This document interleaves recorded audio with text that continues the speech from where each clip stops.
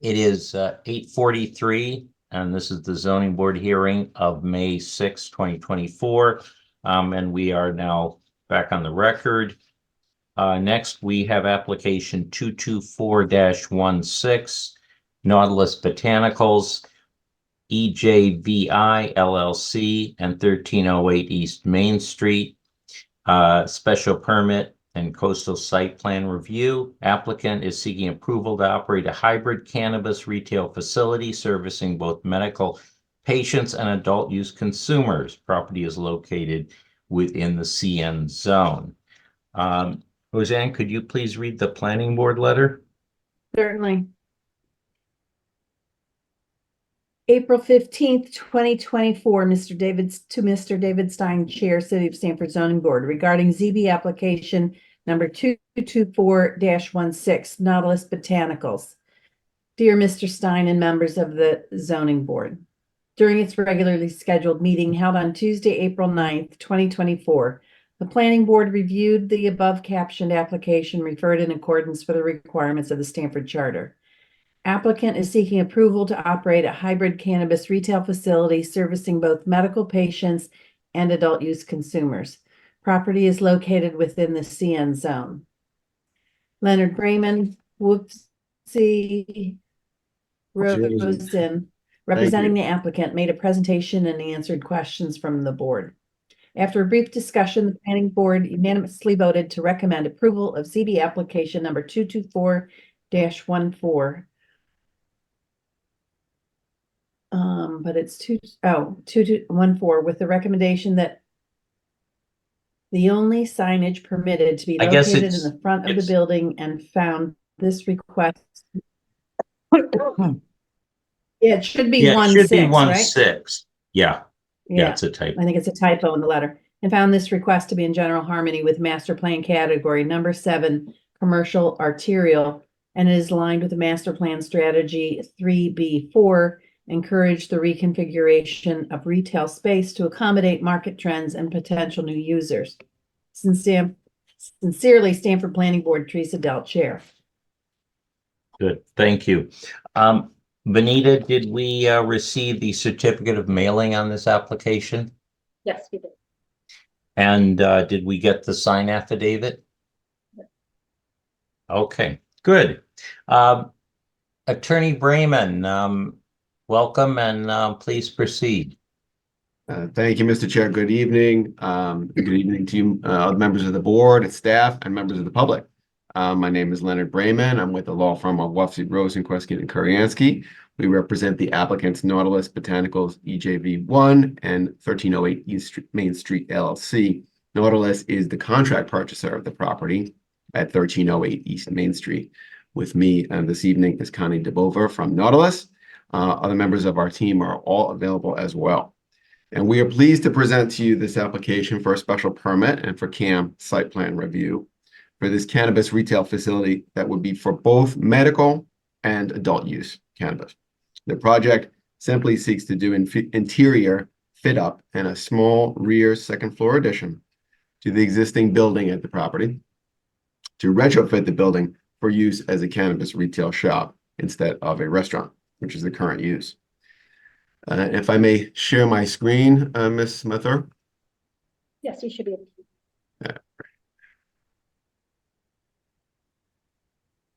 Thank you very much.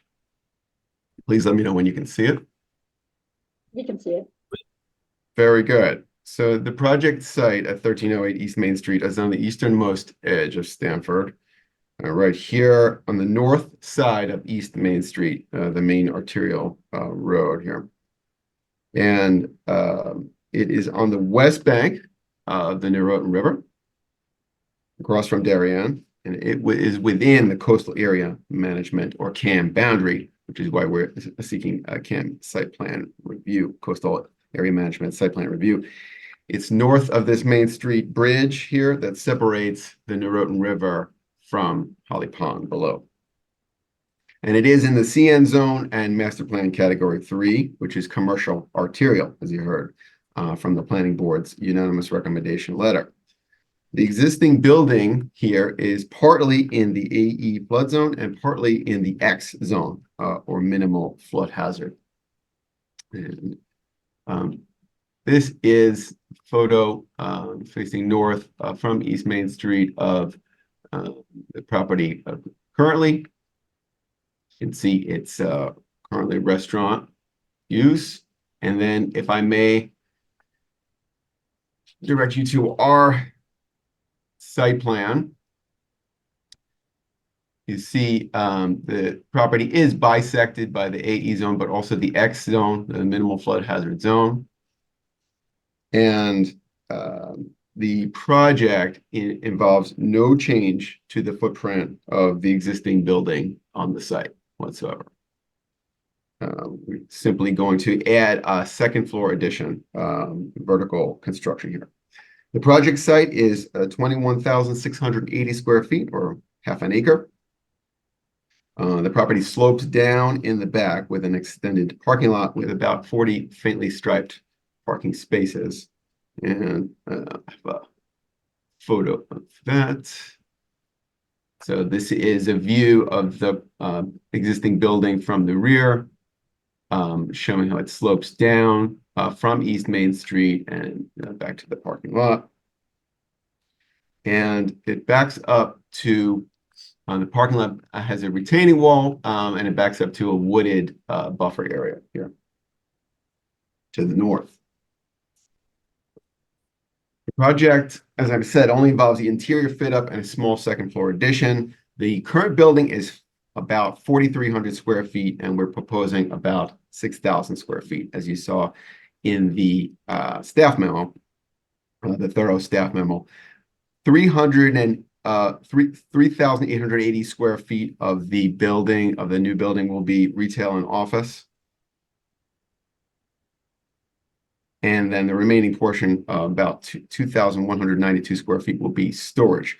The reason we're doing a second floor addition is that the rear portion of the existing building, as I mentioned, is in the AE10 flood zone. And there's a portion that's slightly below the base flood elevation because the property slopes down. So we're making the entire first floor of the property into storage only, and we're fitting it throughout with flood vents, which you can see in highlighted in red here. And currently the space in the rear below the base flood elevation is used for a service entrance, dry food storage, a barbecue smoker, and a kitchen and bar. The second floor addition will all be above the base flood elevation, obviously above 15 feet, and within the existing building footprint, and below the second story front roof line. So here we can see the outline of the second story addition in yellow, and zoom in on that. And Mr. Bover will talk more about the operations, but basically you have an area where the patrons will come in, and then they have the retail facility here. There's other portions of the building as proposed that I said would be only for storage, purely for storage. And then you have on the second floor certain areas of the building in the second floor addition that will only be for employees. The packaging room, the break room, the vault, and certain areas by law, by state law, have to be restricted access. And Mr. Bover will talk more about the security measures. So here we have some elevations. And as the staff report notes, the sign on the front of the property is for illustrative purposes only. We would need to do a separate sign application. And obviously that can be a condition of approval. We are not going above the existing second story roof line in the front. The second floor addition will be entirely below that. We got helpful feedback on this project from zoning and EPB staff, Environmental Protection Bureau staff, both before and after submitting the applications. And we also had outreach to members of the public and neighbors, which Mr. Bover will talk a little bit about as well. At the request of EPB, we are proposing to remove an existing, sorry to flip around a little bit, but we are proposing to remove an existing shed and gravel area along the riverbank, and we're going to replace that with native plantings. As EPB staff memo notes, this plan is appropriate for the site and will diversify the riparian or riverbank buffer. That's page 3 of the staff memo. And the EPB memo also goes to the floodproofing standards of the zoning regs, concludes they've been met to EPB's satisfaction at this time. There's certain conditions of approval that EPB is asking for, which are standard prior to building permit or certificate of occupancy, and those are all obviously acceptable to the applicants. The EPB memo opines that the zoning board may conclude that this project is consistent with the CAM Act, with the Coastal Area Management Act, and it also considered and resolved state DEEP's comments as well. At the request of TTP, Traffic, Transportation, and Parking, we added to the site plan a double yellow line. This is a pre-existing lawful non-conforming parking lot that we have here. It goes back to the construction of the building, and all we're doing is restriping it. We're adding conforming parking spaces, conforming parking stalls here, and at TTP's request, we added this double yellow line and a stop sign and stop bar. We also increased the width of the drive aisle by taking some parking spaces and moving them further toward the rear of the property. We submitted a cover letter to the zoning board with our most recent plans containing a complete rundown of all the changes in the site plan and architecturals from our initial set and why we made them in response to various helpful and constructive comments from agencies and boards. We got a favorable recommendation from the Harbor Commission because we are increasing the flood resistance of the existing building by eliminating the uses on the ground floor and replacing that with storage only, and also adding the flood vents, which would make it more impervious to flooding, and protects the building better from flooding than the current configuration. The planning board, as you heard, unanimously recommended approval of this project as consistent with, among other things, strategy 3B4, which is to encourage the reconfiguration of retail space to accommodate market trends and potential new users. And I mentioned signage before in connection with showing you our elevations for the property and the conceptual sign. The planning board asked that we remove the current large ground-mounted pole sign, which you can see here and is visible across the river in Darien, and we're happy to agree to that condition. So that will be removed and no longer be used. We got comments from engineering on Monday, April 29th, which we believe we've also resolved as stated in our April 30th letter to engineering, and we submitted to them the revised plans that you've seen. We also submitted a certification from our engineer that we are not going to be having any adverse impacts on drainage, adjacent or downstream properties, or city-owned drainage facilities or watercourses as requested by engineering. Indeed, we're not changing the building footprint at all, and therefore, by definition, we can't have any negative impact on drainage versus existing conditions. And in fact, at EPB's request, as I mentioned, we're removing an impervious shed and the gravel area, replacing it with native plants, will be improving stormwater treatment, improving the riverbank.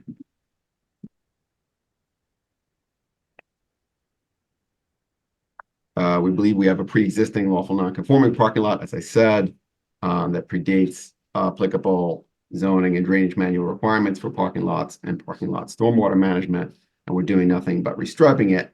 Therefore, we believe we are exempt and are not required to do stormwater management. That being said, and this, in spirit of being good neighbors, will abide by any reasonable condition that the zoning board sees fit to impose regarding stormwater management. For example, the EPB staff report recommends as one of its standard conditions of approval that the permittee shall provide the EPB with a copy of a stormwater management exemption or similar approval from the engineering bureau prior to issuance of a building permit and the start of any site activity. We can and will do that. And I'd like to call on our engineer, Mr. Kurt Lowenstein, just to speak briefly to that issue, if I may. Sure. Promote him to a panelist. Mr. Sure. Tom. Give me this to me and that. This is Kurt Lowenstein from Land Tech Engineering.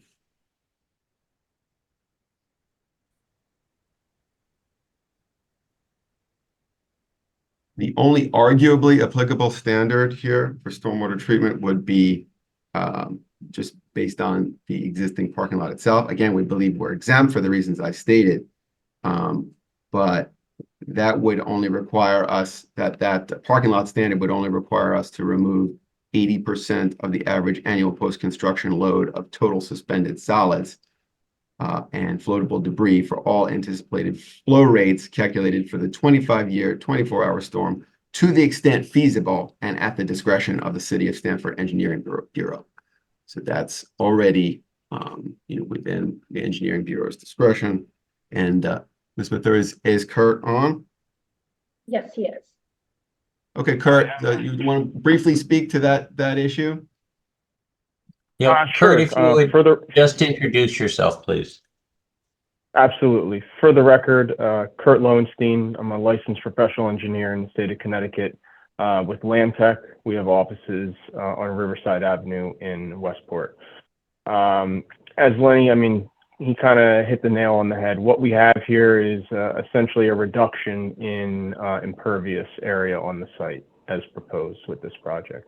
That in and of itself is an enhancement from both a quality and a quantity standpoint here.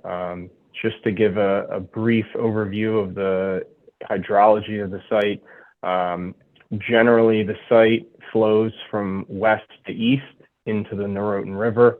As you all have seen, this site is essentially 90+% developed. So from a stormwater perspective, from a flooding perspective, the reduction in impervious area is a major benefit to the site as compared to the existing conditions. Again, as Lenny mentioned, we did receive comments from the Engineering Bureau, and in the coming weeks we'll be working with them to come to an agreement, as far as what we're providing and to be in accordance with what they would accept.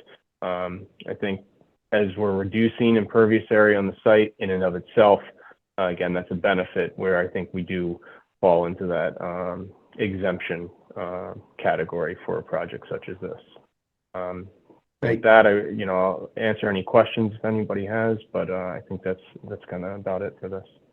So, Mr. Lowenstein, just to be clear, if we're required to do so by engineering or by condition of approval of the zoning board, could we comply with standard 2.4E of the drainage manual, which would require us to treat all anticipated flow rates for the 25-year, 24-hour storm to the extent feasible and at the discretion of engineering, removing 80% of TSS and floatable debris for all anticipated flow rates?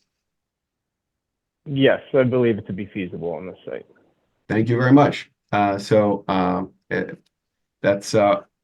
While continue, I want to speak about traffic and parking as well. And we have our traffic engineer, Chris McLean, with us from Langen.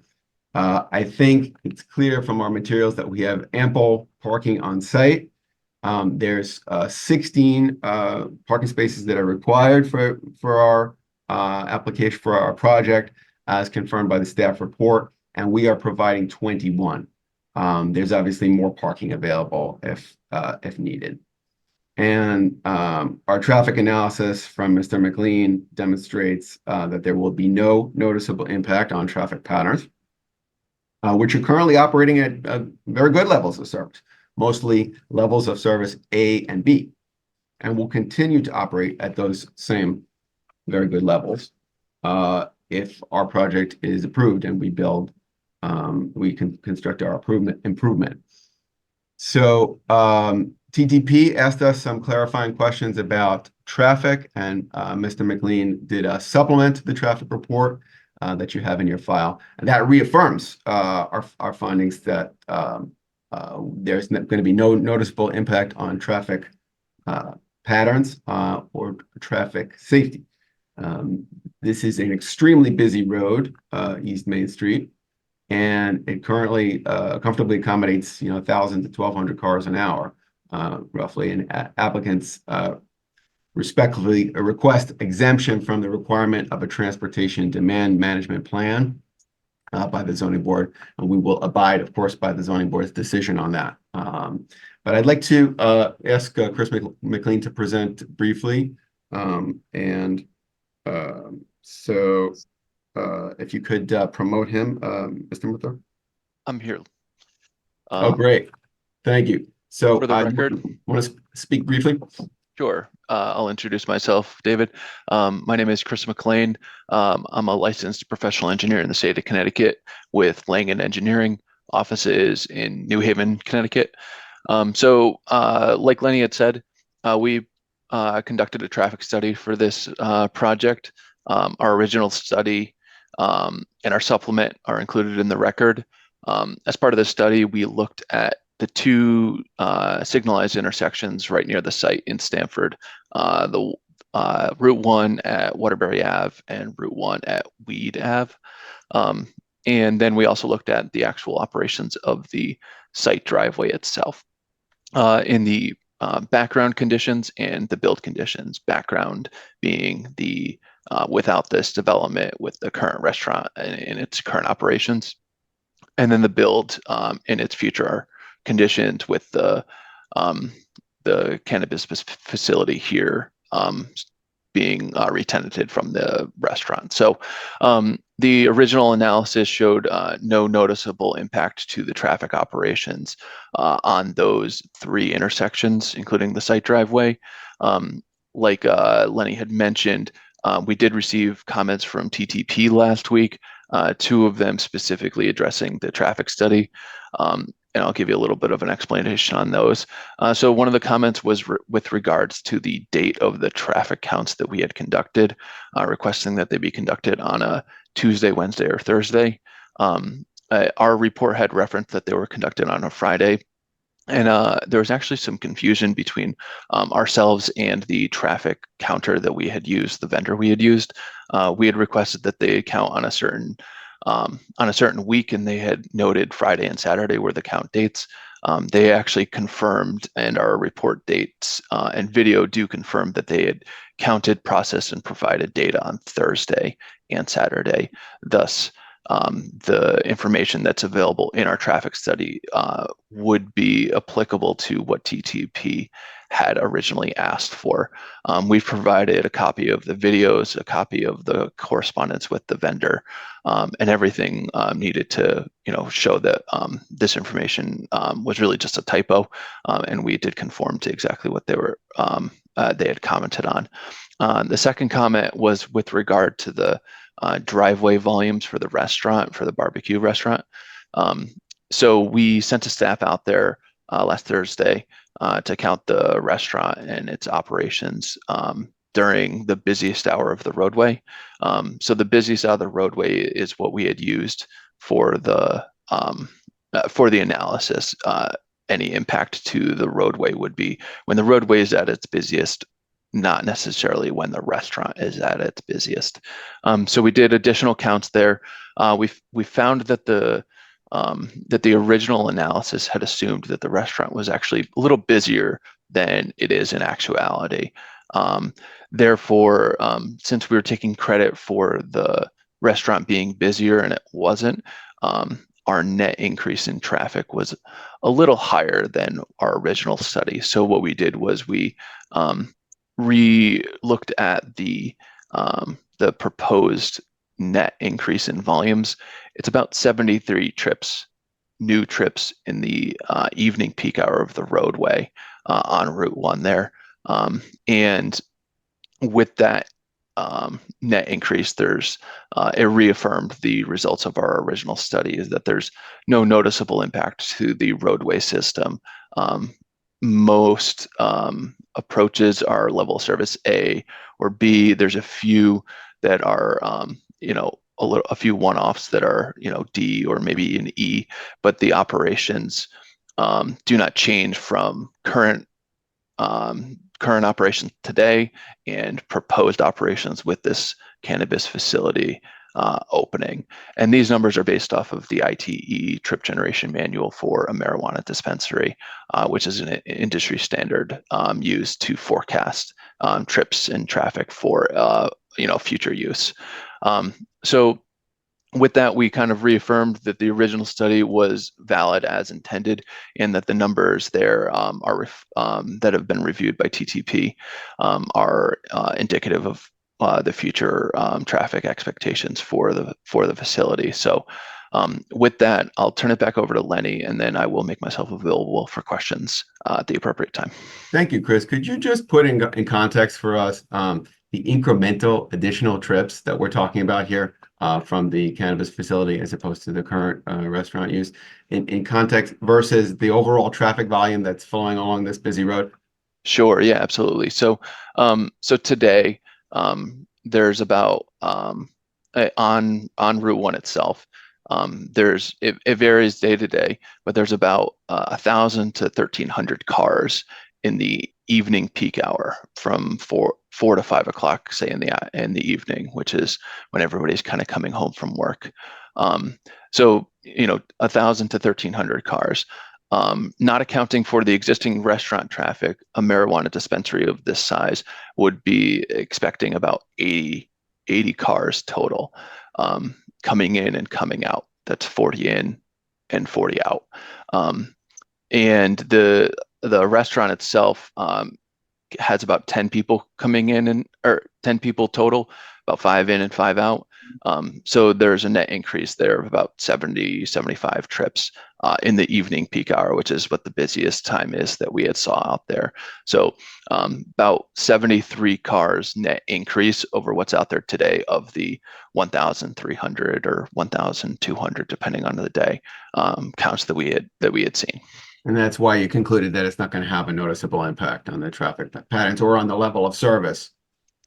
Right. So from those traffic numbers, based on the volume that we expect, and then when we added it in and recalculated the actual time it takes cars to travel through the intersections, there's almost no change to the numerical calculated values of how long the queue lengths are and the amount of time it would take your average car to actually make its way through the traffic lights. And you found no negative impact on traffic safety also from the proposed development? Correct. Yes. Very good. Thank you, Mr. McLean. Of course. So we also are requesting, because there's an existing sidewalk there in good condition that meets the ADA requirements, and that is at least 5 feet along the property's entire frontage, we're asking for an exemption from the requirement to do a new sidewalk, but obviously we'll abide by the zoning board's decision on that as well. And then finally, with respect to street trees, we would pay the required fee in lieu of 2 medium or 3 small trees that are required here, and obviously we'll abide by the zoning board's decision on that as well. The impact on the neighborhood from this proposed facility is not going to be negative. And I have reviewed the public comment that we've received so far, and I expect that we'll hear concerns from the public. Our client has tried its best to alleviate a lot of these concerns, and you'll hear from her directly. But because of the strict requirements for security that the State Department of Consumer Protection imposes and enforces for cannabis retailers, This use is actually a particularly safe use for the neighborhood. And our safety plan that's been submitted with our applications and is referenced in the staff report bears that out. We are not in proximity to any school. We are not in proximity to any community center. We meet the requirements of being a certain distance from any school, and we meet the requirements for being a certain distance from any other cannabis retailer. At this point, I'd like to turn it over to Mr. Bover to talk about operations. Great. Thank you very much. Very nice to see you all again and really appreciate your time on this. I'll try to get through this relatively quickly because I'm sure there will be a lot of public comments. I could share my screen. Just if you could introduce yourself for the record. Oh, sorry, I forgot. I'm Connie DeBoer from Nautilus. Thank you. Thank you. I stopped screen sharing, Connie, so that you may share yours. Oh, great. Okay. Hang on, this is not working. I'm going to try this again. If not, I'll just talk through it because it just says the screen share is loading. So I don't know why my screen is frozen, but it says that we're viewing your screen. But okay, well, let me try again. yeah, try one more time for him. Okay, Sometimes it takes a while. there we go. Okay, hopefully you All right. guys can see the screen. Yes. Perfect. Okay, sorry about that. Well, so as Lenny mentioned, I'm going to walk through our operations fairly quickly. I just want to note that we are focused on the safety and security of our customers, our employees, and our neighbors. So if I look at slide 1, you can see our entry and exit doors, right? They are separate. They are all access controlled. I'll walk through our check-in procedures really quickly. So customers enter in here, right, where it says customer ingress, and they walk through to the security counter, right? And that's where the first ID is checked. And it's, in terms of our ID check, it's done twice. So the first is at the security counter, and the second is when they're making a purchase. And just from a security standpoint, these IDs are scanned, they're checked against public records to verify the validity of the ID, and also to make sure that the purchase limits have not been breached, and that's in accordance with state regulations. From a safety and security standpoint, you have our floor plans, right, that have been subjected for your review, but I'm happy to address any questions. But in the interest of time, I will note that we have surveillance and card access controls everywhere throughout. The cameras are constantly being monitored and checked. All of that is in compliance with the state's very strict security requirements, as Lenny mentioned. One thing that I do want to point out is consumption. There's a lot of concern that people buy a product, leave, and consume immediately. We will have signs posted throughout the store.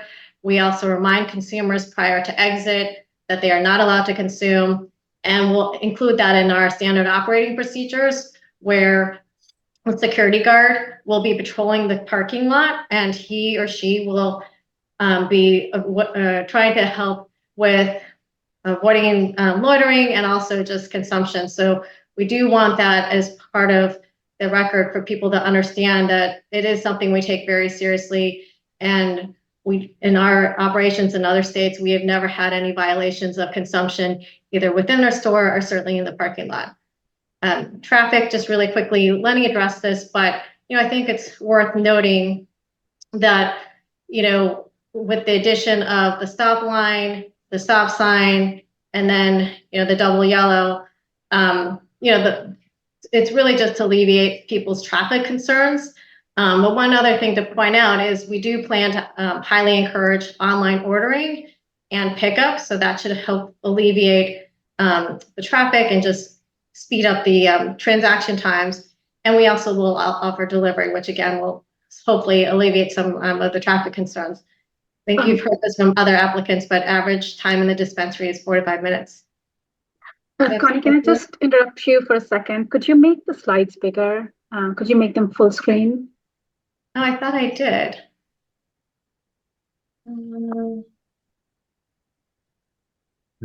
Maybe in view. Maybe the slideshow button? Yeah, at the Okay. bottom next to the scale bar, there's a little yeah. There. Go one more to the left. That good? Not the lever, but yes, this one. Okay. Gotcha. All right, sorry about that. Is that better? No, No, actually Could- not, because it's if you could close the notes section and just make the slide portion bigger. Okay. Yeah.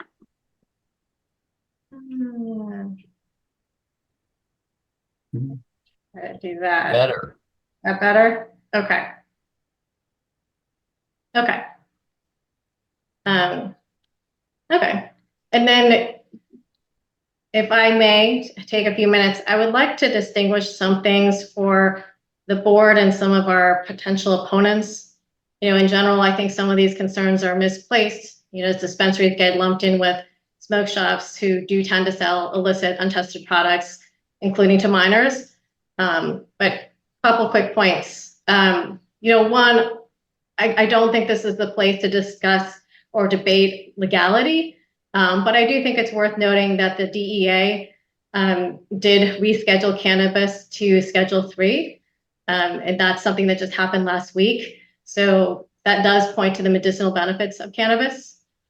Secondly, what I was trying to show with this slide is that, you know, when you think about a dispensary and you've seen the renderings in your package and our application, you know, I think the building itself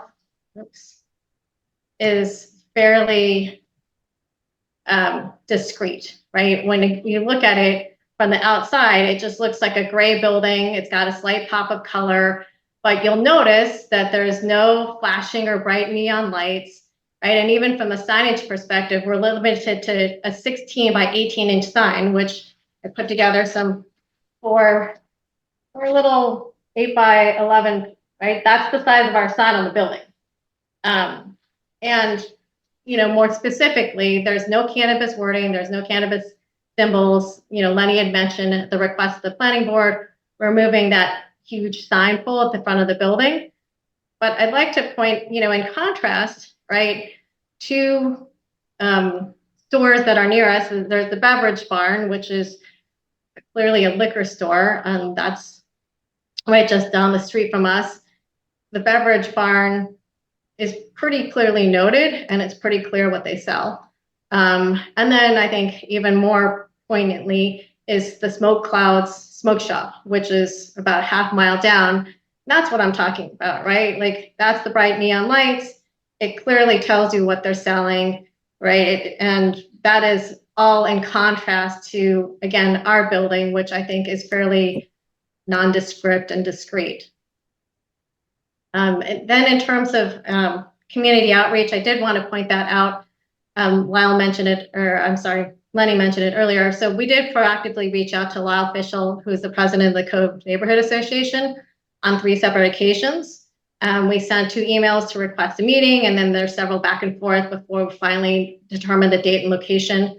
And then secondly, I did reach out again because there are some articles that I thought would be of use to kind of help people understand some of the more medicinal uses of cannabis. And so there's an article about teen use that actually is on the decline in a lot of states where it's legalized.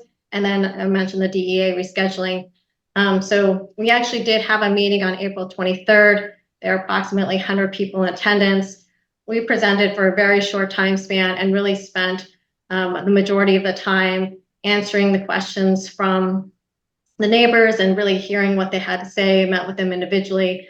And then we also met with 2 representatives there, Nina Sherwood, who is on the Stamford Council, and then also State Representative Annabelle Figueroa. So again, we really did take proactively measures to reach out and to try to hear what concerns people had.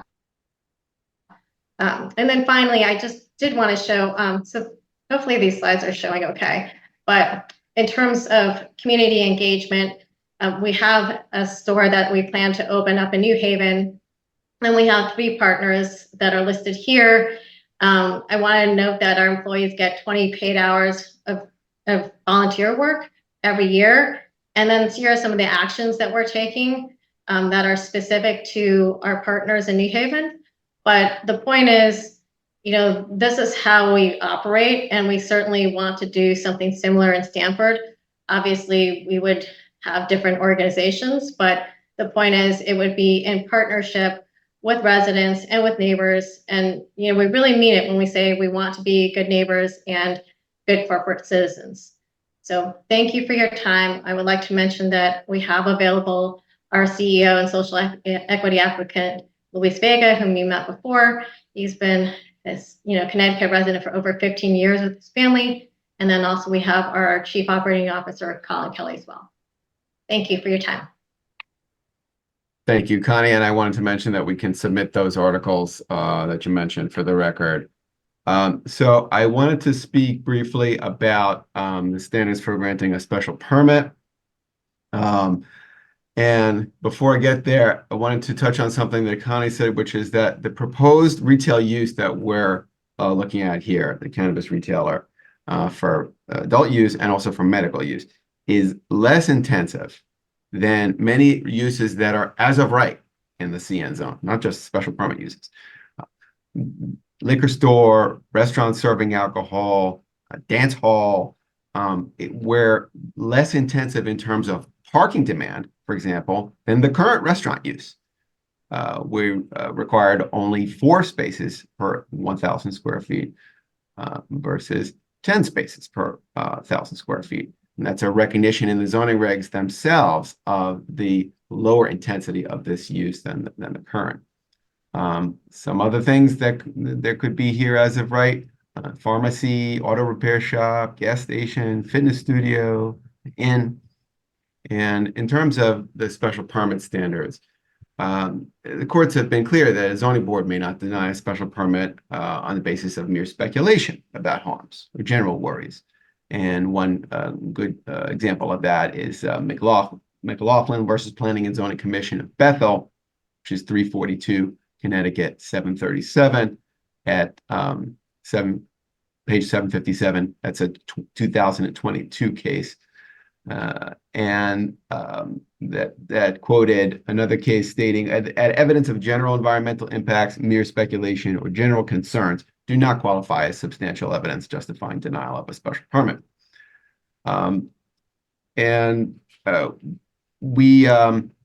We meet all the special permit criteria here. I'll just go through them briefly for the record. And if I may share my screen, I'm going to go back to our statement of findings.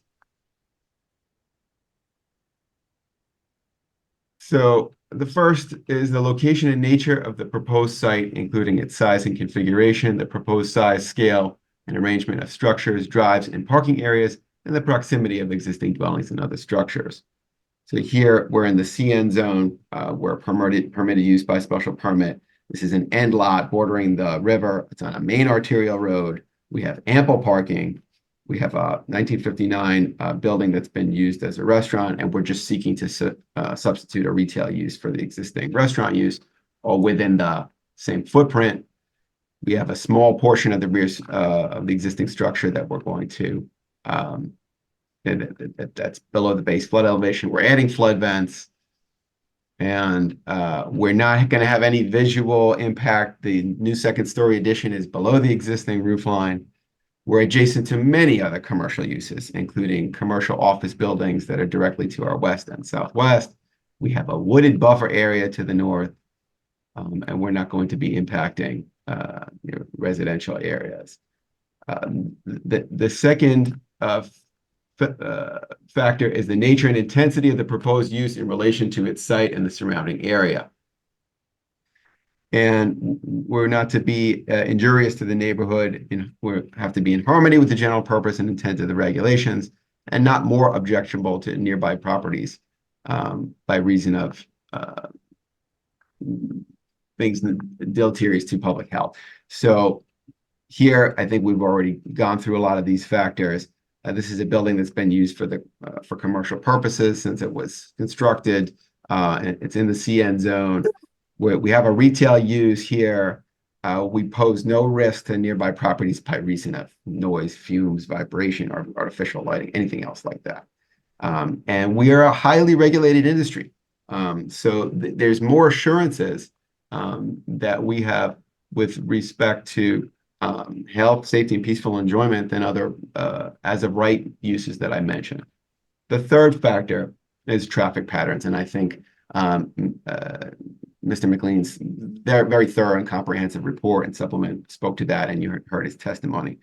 We are not going to be negatively impacting traffic, either in terms of convenience of traffic or traffic safety whatsoever. There's going to be no noticeable impact on traffic. The levels of service are already quite good, and they're going to stay quite good. We have ample parking, obviously. We've heard a lot about that. The nature of the surrounding area and the extent to which the proposed use or feature might impair its present and future development, that's the fourth factor. There's absolutely no basis here to claim that we're going to impair present or future development. This is a use that's consistent with the prior and the current use of the property and the surrounding area. It's safe and secure. It's quiet. It's proven successful at other locations in Stamford where cannabis dispensaries have been approved.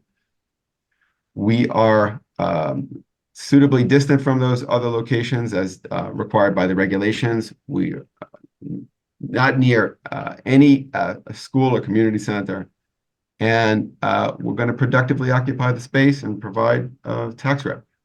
The master plan is the last of the special permit criteria, and the planning board already concluded, and you as well should conclude that this is eminently consistent with the master plan, which encourages, among other things, reconfiguration of retail spaces to accommodate market trends and potential new users.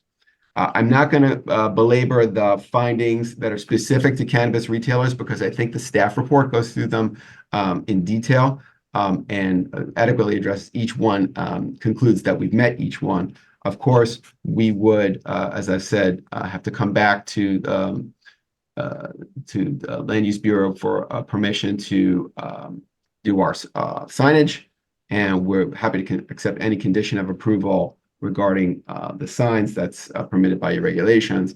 I also want to note, speaking of the staff report, that we are happy to accept the condition of approval that the staff report recommends with respect to the hours of operation of the facility, which is, I understand, the same hours of operation that you've approved for Curaleaf and Fine Fettle, which would be Monday to Saturday, 10 a.m. to 7 p.m., and Sunday, 11 a.m. to 5 p.m. I think it goes without saying that we've met the requirements for coastal site plan approval as set forth in Tom Ryder's comprehensive coastal resources report and EPB's favorable staff report. There will be no negative impacts whatsoever on coastal resources. In fact, EPB concludes that we're enhancing the riverbank by removing the shed and impervious surface and adding native plantings. We're willing to abide by all the standard conditions in EPB's staff report. And we will be available for questions. I'm happy to take any questions from the board. We respectfully ask that you grant the special permit and CAM site plan approval. Thank you. Good. Thank you. Board, let's go to the board for questions. Raquel, any questions for the applicant? Thank you, Mr. Chairman. Thank you, Mr. Bremen, for the presentation. My question is probably more for staff, because I didn't keep up with all the emails, but the updated information as per TTP and the engineering office that was provided to staff by the applicant. You're muted. Sorry. Yes, the applicant sent us the latest information. I'm not sure of the video data, some of those technical data might have gone directly to TTP, but we got the documents and the updated plans. That's correct. The video and all that backup was submitted directly to TTP through their share site that they asked for the raw data to be submitted to. And Mr. McLean can speak to that if necessary, but that can certainly be made available to the zoning board. All right, that's it for now, Mr. Chairman. I may come back after comments. Thank you. Thank you. Sure. Jerry, No, Mr. Chairman, no comments at this point. Thank you. Roseanne, Yes, I have questions for Nautilus staff, I believe. So seems to be our main issue currently with our cannabis dispensaries is customers going back out into the parking lot and using their purchases in the parking lot. And so I'd like to know from you what your plan would be to make sure that didn't happen at this or any other site. Yep, appreciate the question. So I think I did note in the presentation, but happy to go into further detail that there's several ways that we plan to attack this. First, I noted that we would have signs posted in the store, but I think secondly, and more importantly, we'll have our budtenders, right, remind the customers that they are not allowed to consume in the store or on the premises, and that includes the parking lot. But third, we will have a security guard that's patrolling the parking lot to ensure that there is no loitering and or consumption. And that's going to be included in our standard operating procedures. And I think I've noted that it does not, we have operations in 5 other states, and we have never had any violations of that in our operations. About how often do you think your security guard would be outside? You can patrol every 30 minutes. Okay. That was my biggest concern. Mr. Stein? Mr. okay, Chairman? thank you. Mr. Chairman? No, you're done. Yeah, go ahead. More than one way. Just to add on to Roseanne's comment about that, and what is the duration? Is it going to be 1 year that you're going to have security out there? Is it going to be the lifetime of the facility? What are your thoughts on that? Well, that's it's part of our standard operating procedures. So that would be during the entire time we are open and operating. Okay, so will they be inside going out every 30 minutes, or is someone going to be in the parking lot? Because this board required security in the parking lot for, I think it was a minimum of what, a year and a half, Mr. Chairman, in the beginning when they opened up, just for traffic purposes and for that very reason. Yeah, I think it was less, but it was for traffic reasons, which I don't think we have quite the same concerns anymore about traffic, given that there's several dispensaries and the novelty has worn off. Yeah. And one other thing too that I did mention it, and I know I didn't show the security overlays, but there's the security guard patrolling, but then also internally, I think I mentioned that we basically have cameras everywhere. So internally, right, or interior and exterior, and someone will be monitoring those. So, you've got, I'll call it interior surveillance, right? That's including the exterior cameras.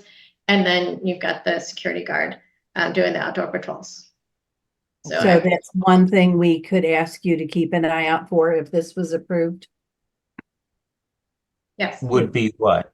The usage on the property, and if it's seen on camera, to take care of it immediately. And one thing that we do in other states, which I think we could apply here, is I'll call it the banned list. Right, similar to airlines who have unruly passengers. Right, so if we have customers who violate that rule the first time, we will certainly give them a warning, but then the second time we'll probably consider putting them on the banned list so that we don't have those issues. Mm-hmm. But quite frankly, as I've noted, we really haven't seen those issues in any of our other state operations. But since we have those issues in Stamford, I would assume they would be at your facility as well. Right. Yeah, it is something I think we would like you to be able to address when it occurs. Roseanne, any other questions? Nope, that's it. Okay, Bill. After you close, how long is your security people there? After we close. The See, the security, problem with the use in the parking lot, it usually occurs after you're closed. That's why nobody ever deals with it. well, we would still, our cameras are being monitored 24 hours a day. So I think the difficult thing is, monitoring consumption, just like, in liquor stores right after they're closed. I think it might be difficult for someone to actively monitor something after the store is closed. But I think the difference is that, unlike liquor stores or maybe even smoke shops, we have active cameras on the exterior, and those are being monitored and recorded 24 hours a day, 7 days a week. And that is a state requirement.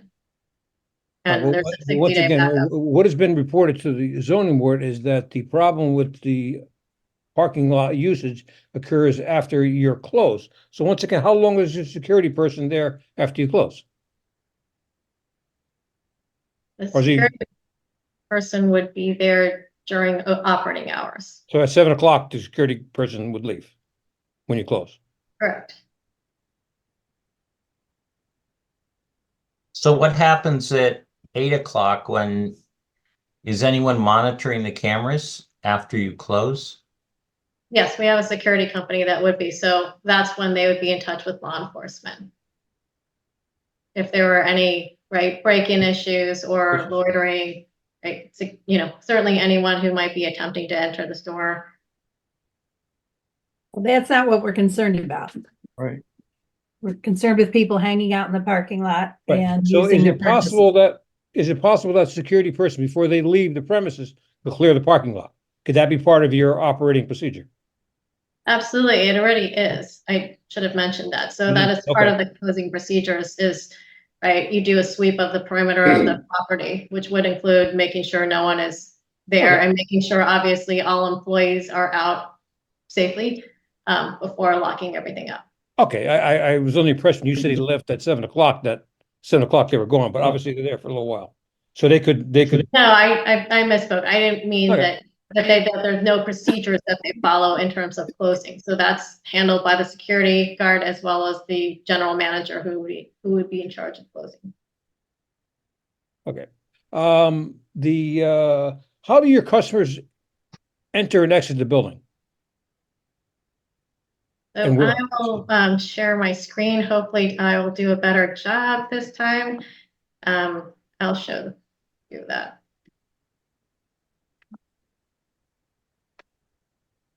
Okay.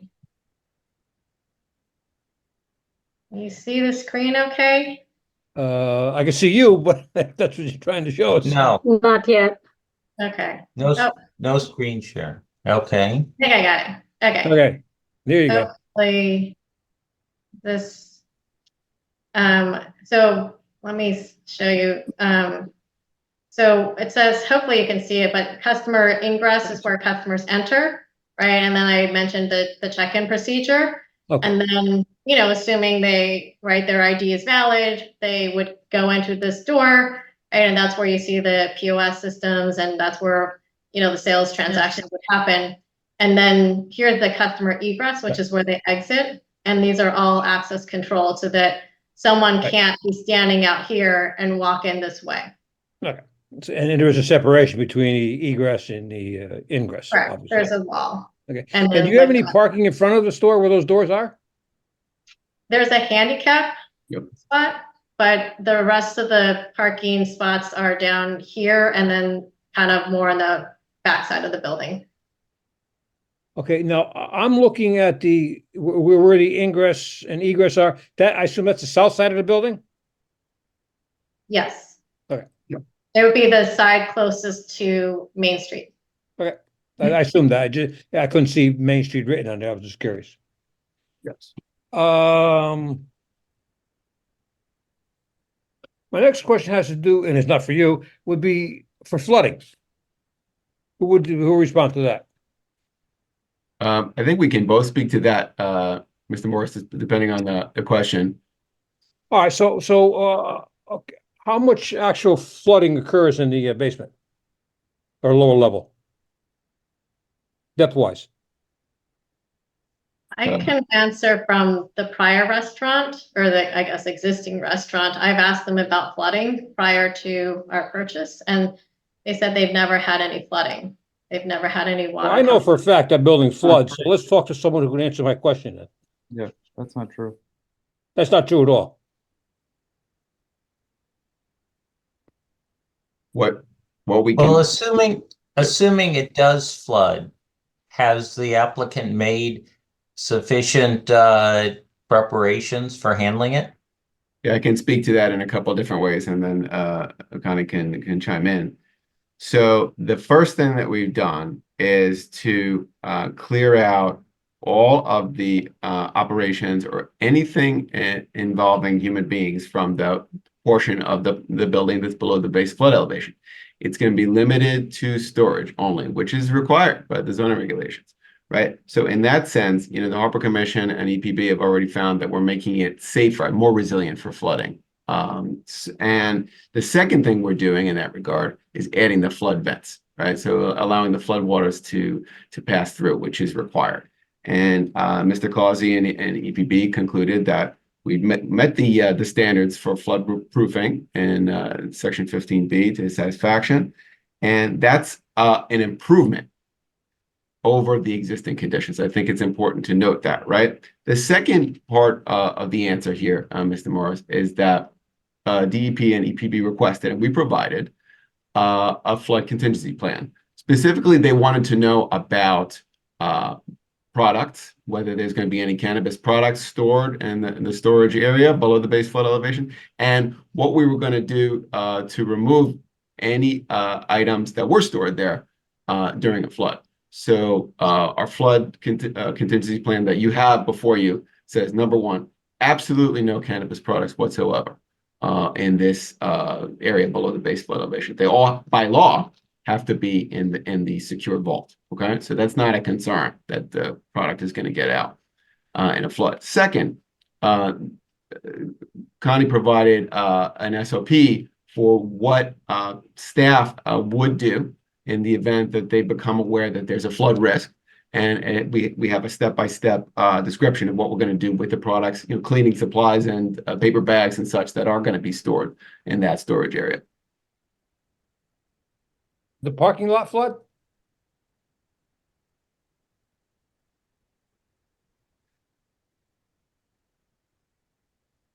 Is my volume on?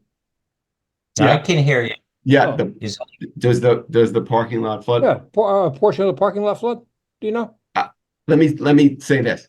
I'm sure that there could be flooding or rainwater, stormwater, rainwater, floodwater in the parking lot. I'm sure it's possible. So what we're doing is trying to make the existing structure more resilient and better than it is currently, and also have procedures. As far as our regulations are concerned, since a portion of that building is in the flood zone, and you're spending more than 50% of the value, assessed value of that building in construction, you're required to flood-proof the building, correct? Yes, and we are. So what you're telling me is that you're flood-proofing the building by putting in flood vents? Limiting it to only storage below the base flood elevation, putting in flood vents, using only flood-resistant materials, and we were required by EPB to put in notes in our plans that require that. Are your utilities above the flood heights? Do you know? They have to be. They may have to be, but are they? Yes. So. And once again, but you're not sure of actually how much flooding occurs in the basement or in the parking lot. We have to go based on the law and FEMA's maps, right? Okay. So So what is the elevation of the flood? Let's start off with that. Do we know what that is? yeah, so we What have is that? so we're required to meet 11 plus 1. So that's 12. So everything's got to be elevated above 12. So what is the elevation of the floor in the lower level? Currently, it slopes down to, I think, I mean, not speak out of turn. 1 second. The floor or the parking lot? Well, we'll start with the floor and move to the parking lot later. Okay. Currently, the floor slopes down to 7.8 in the rear, but it's at 15. 7.8. So that's It's at 15 in the front. 4.5 feet of Wait, flooding in the lower you level. Is that correct?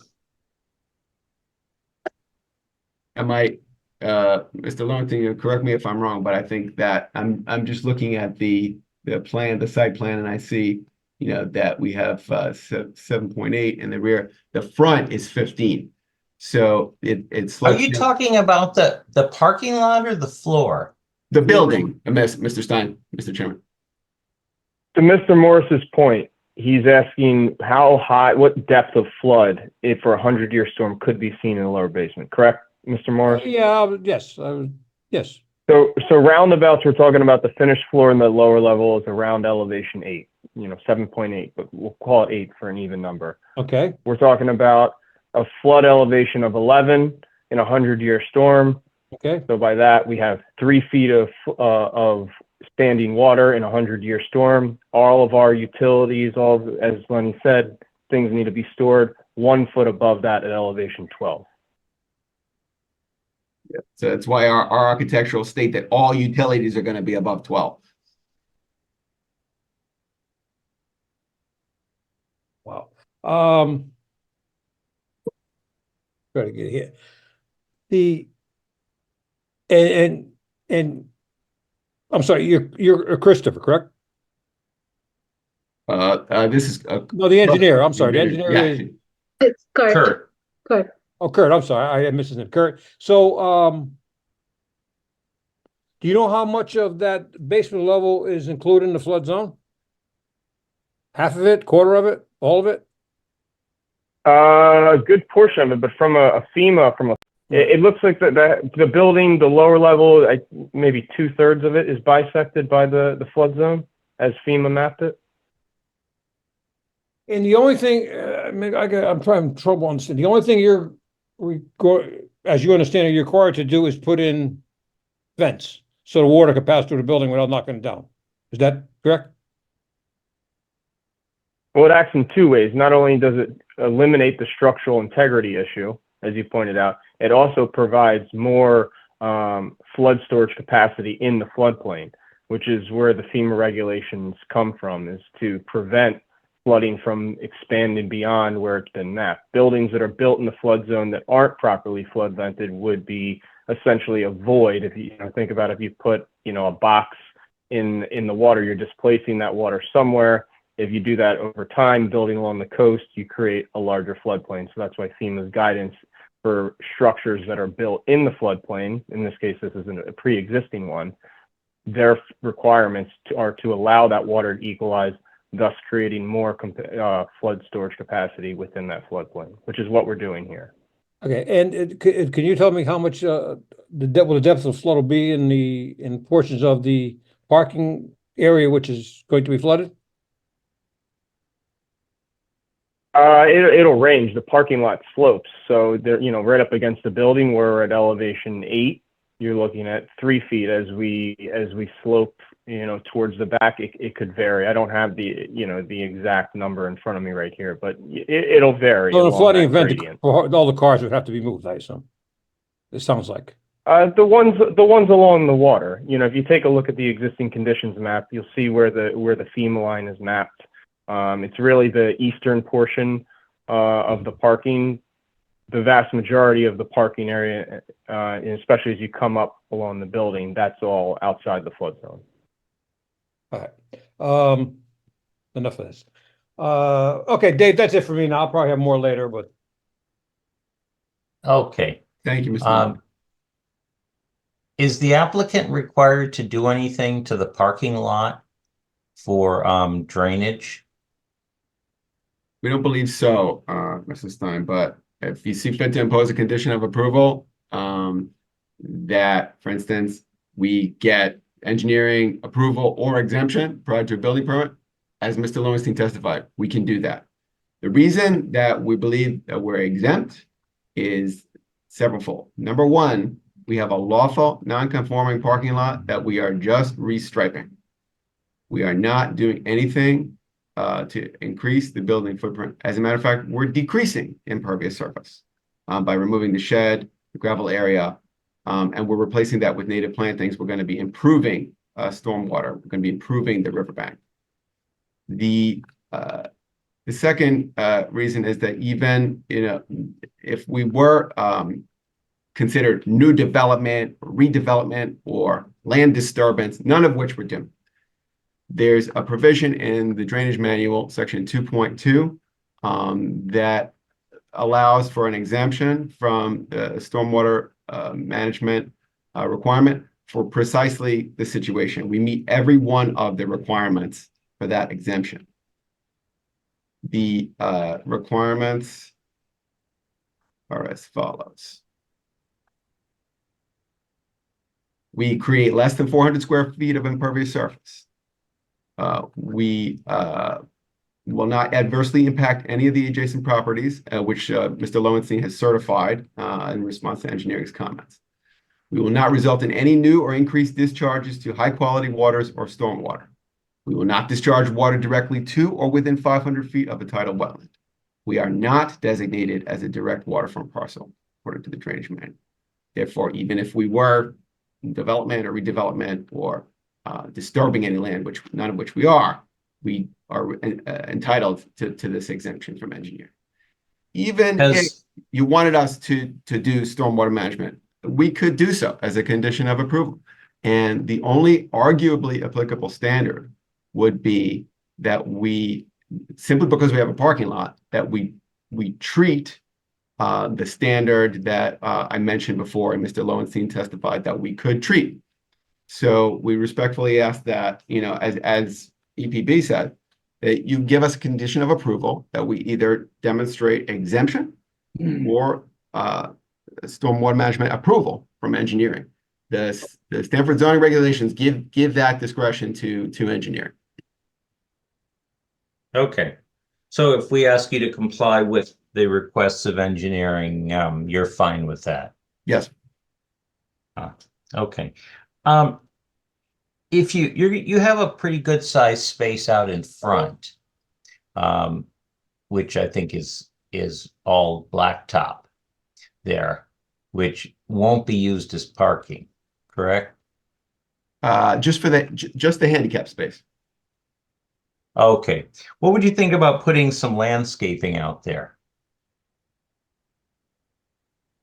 Because right now it's just a big black-topped area.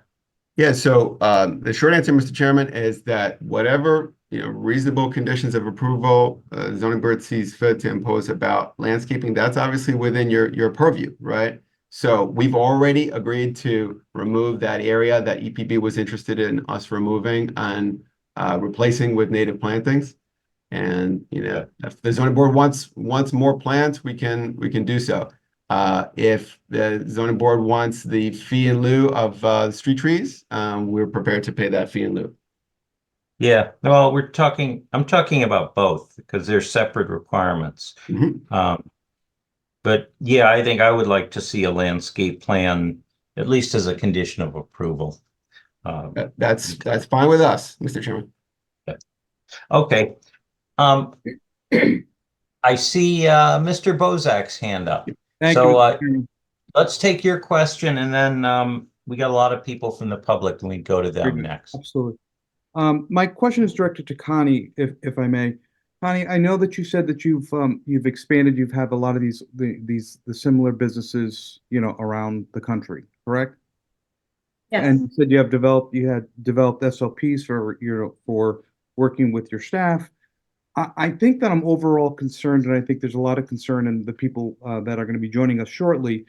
Um, in our community is expanded. We have to our north, we have a small community, and we've seen problems to our south in the usage. If we're going to go back, the usage of this product um, in parking lots or in the neighboring parking lots.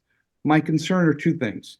What is your organization willing to do we have a family business across the street. So what to me, I'm concerned about is at 8 o'clock at night when the facility or when you close down and we're pushing those folks out, we have a family business across the street, large parking lot. How are you going to reach out and be a member of the community? You're going to assist. They're going to be the participants in buying that product are going to go across the street into that large parking lot across the street. That's my fear, and it's going to affect their business. Number one. Number two, we have a revered community organization down the street, the YMCA. That's a large parking lot.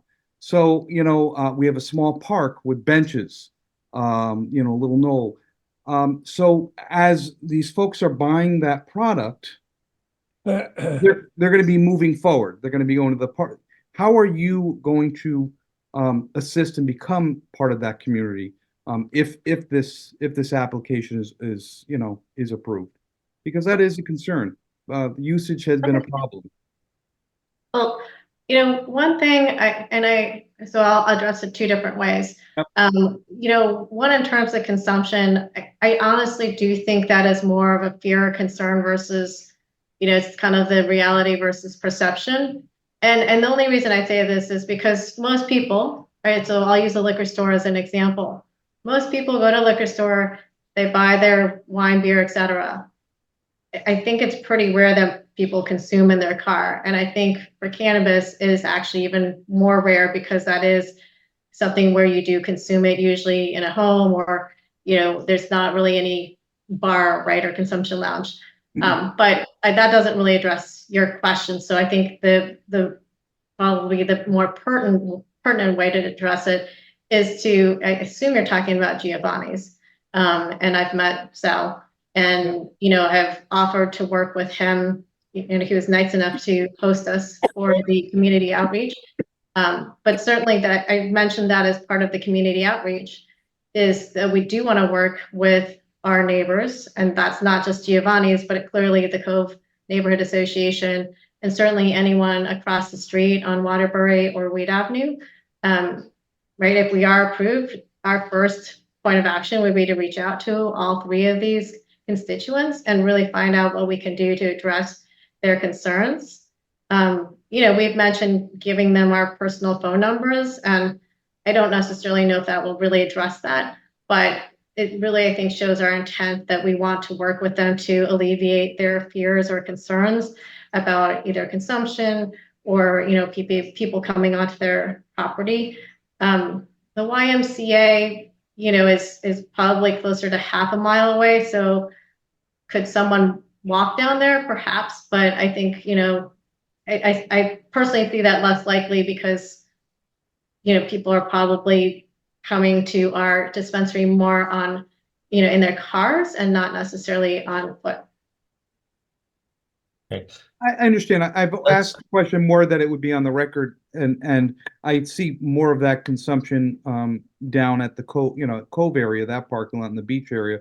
But I think that needs to be addressed publicly as well. So, Okay. Let's go to the public now. If there's anyone who wishes to speak from the public, either for or against this application, please raise your hand. I'd remind you to, when you're called upon, please introduce yourself, give us your name and address. We ask people to speak for no more than 3 minutes, and you'll get a warning at the end of 2.5 that your time's almost up. We received a number of written comments. The board reads these comments and they go into the record. So if you submitted written comments, there's no need to repeat the same thing that you've already given us in writing. So, Vanita, why don't we start with the public? Sure. David, before we start, I received a couple of requests from people who have multiple speakers on one account. Do you want to address how we are going to If there are more than one speaker at your phone, we will hear from one speaker, and then you can raise your hand again and go to the end of the line and for the next speaker. So one speaker per phone at a time, and any additional speakers, raise your hand and you will be called on in the order that your name appears on the list. Okay. The first speaker is Joanne and Sal Lataroca.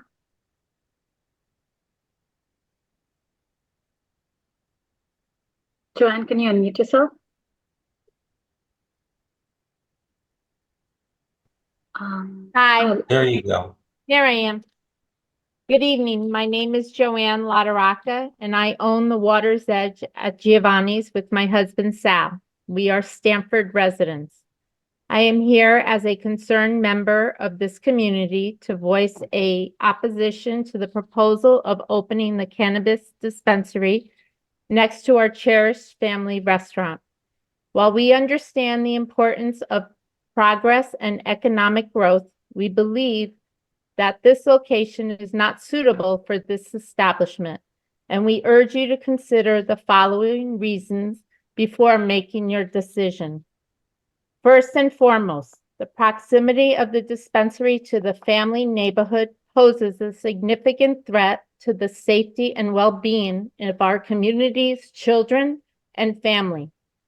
Research has shown that the presence of this establishment can increase the likelihood of underage exposure to cannabis products. As a parent and a grandparent myself, I am deeply concerned about the potential negative impact this could have on the upbringing of our children and the overall peaceful enjoyment of our neighborhood. Secondly, the opening of the dispensary in such close proximity to my family restaurant could have a detrimental effect on the reputation and successful restaurant itself. Families seeking a wholesome dining experience may be deterred by the presence of a cannabis-related establishment nearby, leading to the decline in foot traffic and revenue for the restaurant and catering hall. As we mentioned, the parking lot problem as well. Furthermore, it is crucial to note that there is already a cannabis dispensary operating merely a mile away at 814 East Main Street. Lastly, the proposed location of the cannabis dispensary raises valid concerns for an already busy intersection on the Post Road. In conclusion, I respectfully urge the zoning board to carefully consider the concerns raised today and to prioritize the safety, well-being, and integrity of our community above all else. While I recognize the importance of supporting business growth and economic development, I firmly believe that there is more suitable locations for this dispensary that would not jeopardize the safety, reputation, and character of our beloved neighborhood. Please, you need to be considerate of our neighbors. Thank you for your time and consideration. Good. Thank you. Thank you. Next, we have Mr. Henry Dexy. Good evening. My name's Henry Dexy, 7 Lighthouse Way, Darien. Good evening, committee and fellow callers. Thank you for the opportunity to share my thoughts tonight. I am nearly a 20-year resident of Darien. I'm also currently the president of the Darien YMCA Board of Directors. So I thank you, Mr. Bosak, for your question of Connie earlier. I speak here tonight not as someone who is against cannabis or dispensaries in general, but against this dispensary in this specific location because of the enormous imposition it will place on its immediate surroundings and the local community. From the time dispensaries were legalized in Massachusetts, they've situated themselves near major highways and relied heavily on billboard advertising. And there is no reason to think Nautilus will follow a different playbook from this proposed location. I submit that this is not going to be a local business serving locals, but rather a business that aims to monetize an overwhelmingly transient highway clientele while leaving the locals to clean up the mess and potentially innocents to suffer the fallout. The investors try to draw a simplistic and frankly predictable analogy to liquor stores, but the comparison is a poor one. Not only are liquor stores far more ubiquitous, they are rarely a reason to get off the highway as destinations unto themselves. A dispensary bears a much closer resemblance to a strip club or a casino in this regard, and I would ask the committee to think about how they might feel about one of those establishments occupying this address. From my standpoint, the opposition and concerns would be exactly the same. I learned today that this committee has come up with a new zoning map for proposed dispensaries, and under the new regulations, the boatyard location would fall in an area deemed unsuitable. So why the sense of urgency to get this particular location approved before the new zoning regulations take effect instead of finding someplace else? I would also ask why the investors, especially in light of Connie's talk tonight about corporate citizenship, would attempt to hold the city of Stamford over a barrel, offering to withdraw a lawsuit over a previously rejected location, only in exchange for an approval of this one. The answer is obviously that the boatyard's proximity to and ease of access from I-95 means everything to them, and they expect far more than the 100 cars per day they intimated in their presentation at Giovanni's, or in whatever net numbers Mr. McLean speculated on this evening. The traffic and logistical problems this location poses, even if you take their estimates at face value, are bad enough, but you can very reasonably assume that they could be far worse in reality. Inevitably, a meaningful percentage of this will spill into Darien, putting a burden on our residents, infrastructure, first responders, and community spaces that we as a town voted specifically to avoid. I ask that the committee give this point some real consideration and not dismiss it as hollow NIMBYism. To conclude, I suggest that any business occupying this location should be required to face some burden of proof it will operate in a way that does not detract from its surroundings. Nautilus does not pass this test.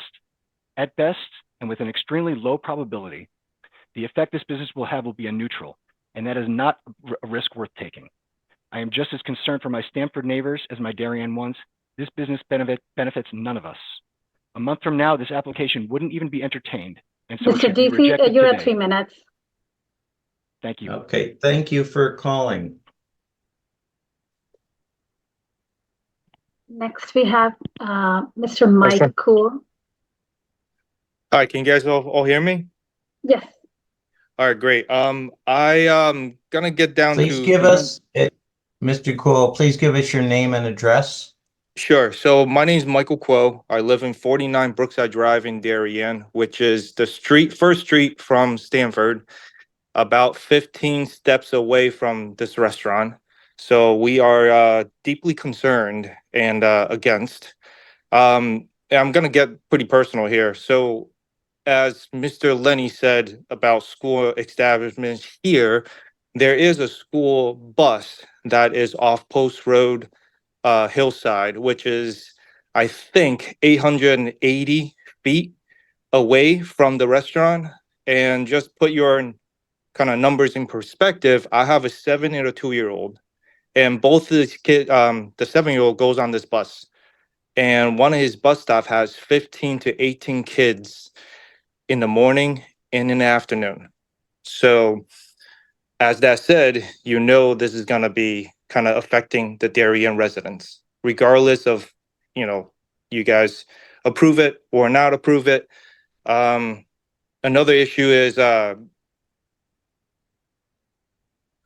right now on Brookside Drive, at least, what I see more personal, we do already see strangers walking in front of Brookside Drive, going to the service road, going to the highway, and we have people walking along the 95 highway on our backyard.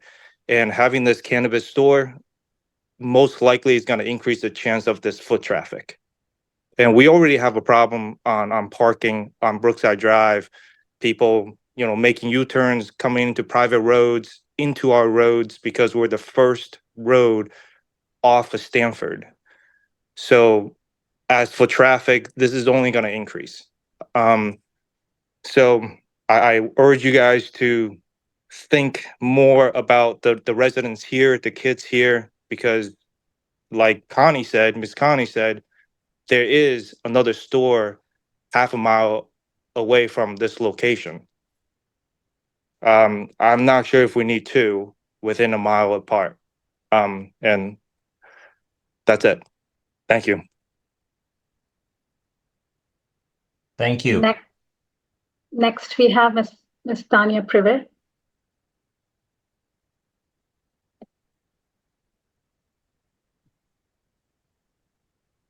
Ms. Tanya, could you please unmute? I'll move to the next speaker. Can you hear me? Yes, we can hear you. Yes. Yes, hello everyone. My name is Alejandro Cremades, and I'm actually the husband of Tanya Prive, and we live on 8 Wamsley Road in Darien.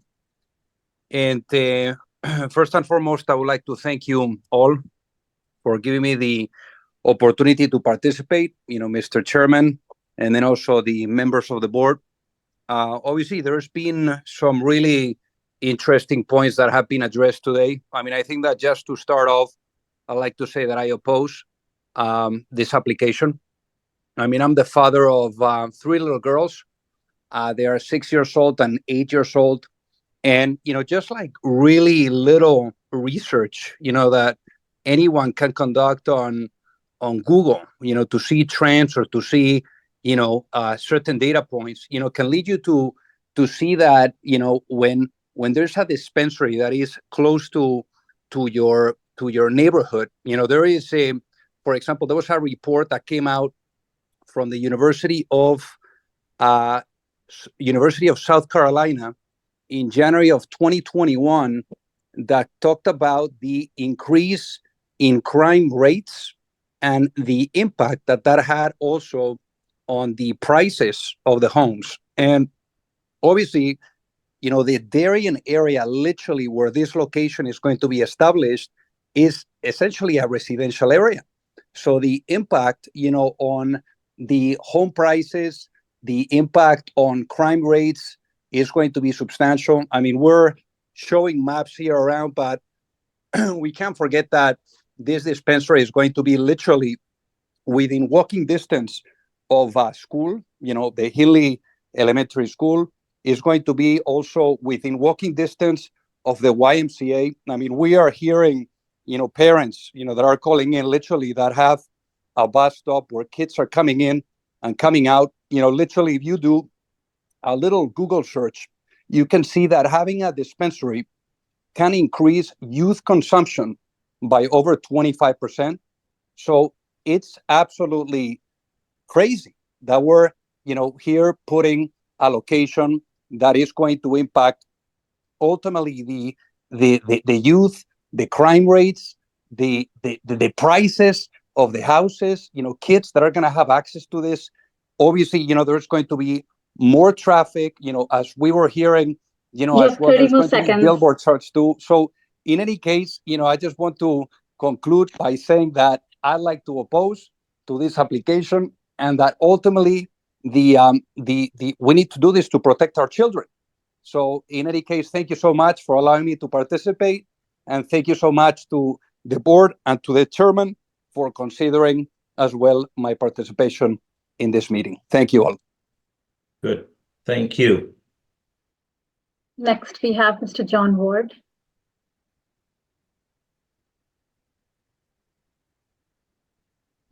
Hi, can you hear me?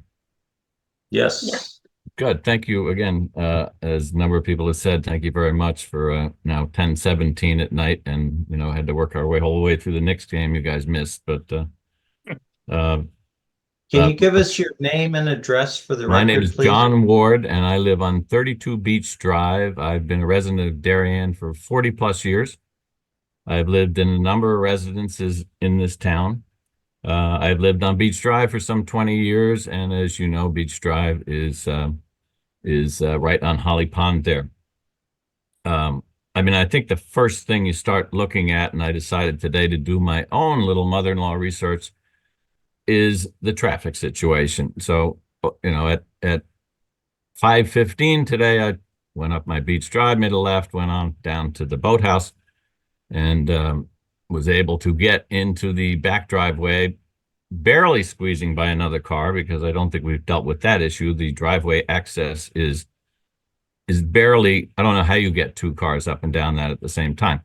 However, I went into the boathouse, parked in the back, went in the boathouse. I was in the boathouse for probably 35 minutes.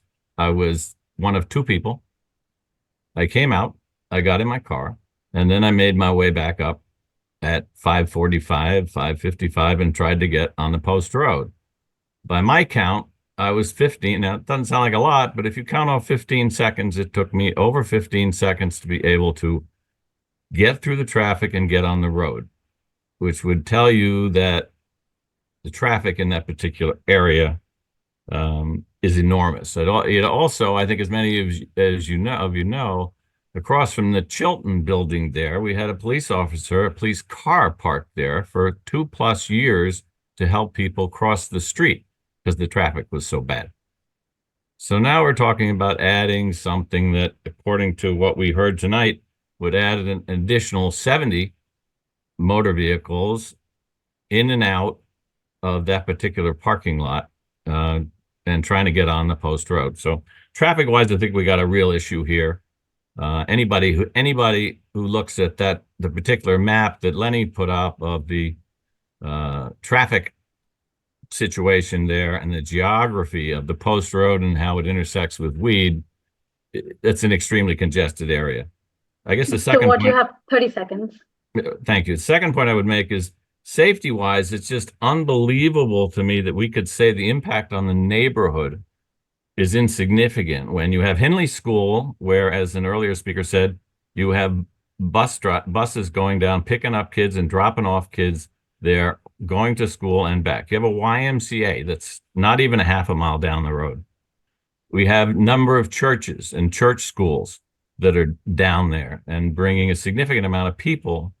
To have them impacted from the safety side of things, to me, is somewhat unacceptable and very inconsistent with the environment I think that we've tried to develop in Darien. I know I'm going to run out of time, but you have run out. So thank you very much for calling. Thank you. Next, we have Mr. Patrick Casey. Patrick, before you start, Sure. Board, we have 5 items by my count we need to talk about during the regular meeting.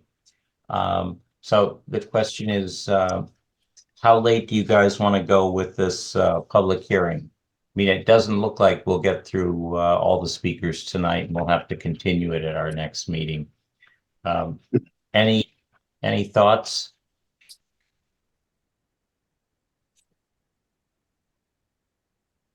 Well, okay. On the stuff that we left over, is there anything that has to be acted on tonight? Yeah.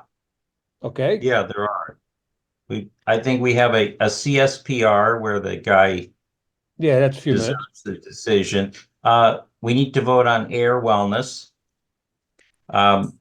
We don't have to vote, but we should give the staff an indication on butter cannabis so that they know what to draft. And we have the 2405. Yes, yeah, that's the purpose. And 208 West Main, the map change, which should be a fairly quick item. But well, then I think we got to stop this at no more 11 I o'clock. was- If you want. So you want to? My opinion. 10:45 okay. 10:45 for what? to finish this, The public? Agreed. Yes, I second that. because then we should be wrapping up things we're voting on by 11:30. Okay, as long as we can finish by midnight. Okay. Jerry? Yes, sir. You good? Okay. So why don't we keep going? We will cut this off at 11:45. I'm sorry, 10:45. Yes. Okay. Patrick, go ahead. All right, thank Name you. and address. Patrick Casely, Vineyard Light in Stamford. Thanks for having me.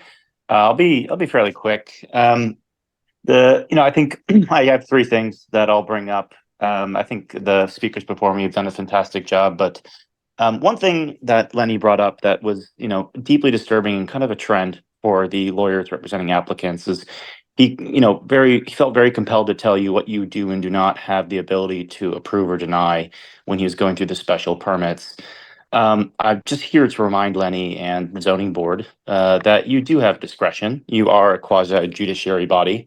The special permit clauses mention location and nature, and the nature of this business is entirely different than the existing use of that land. It mentions peaceful enjoyment of property.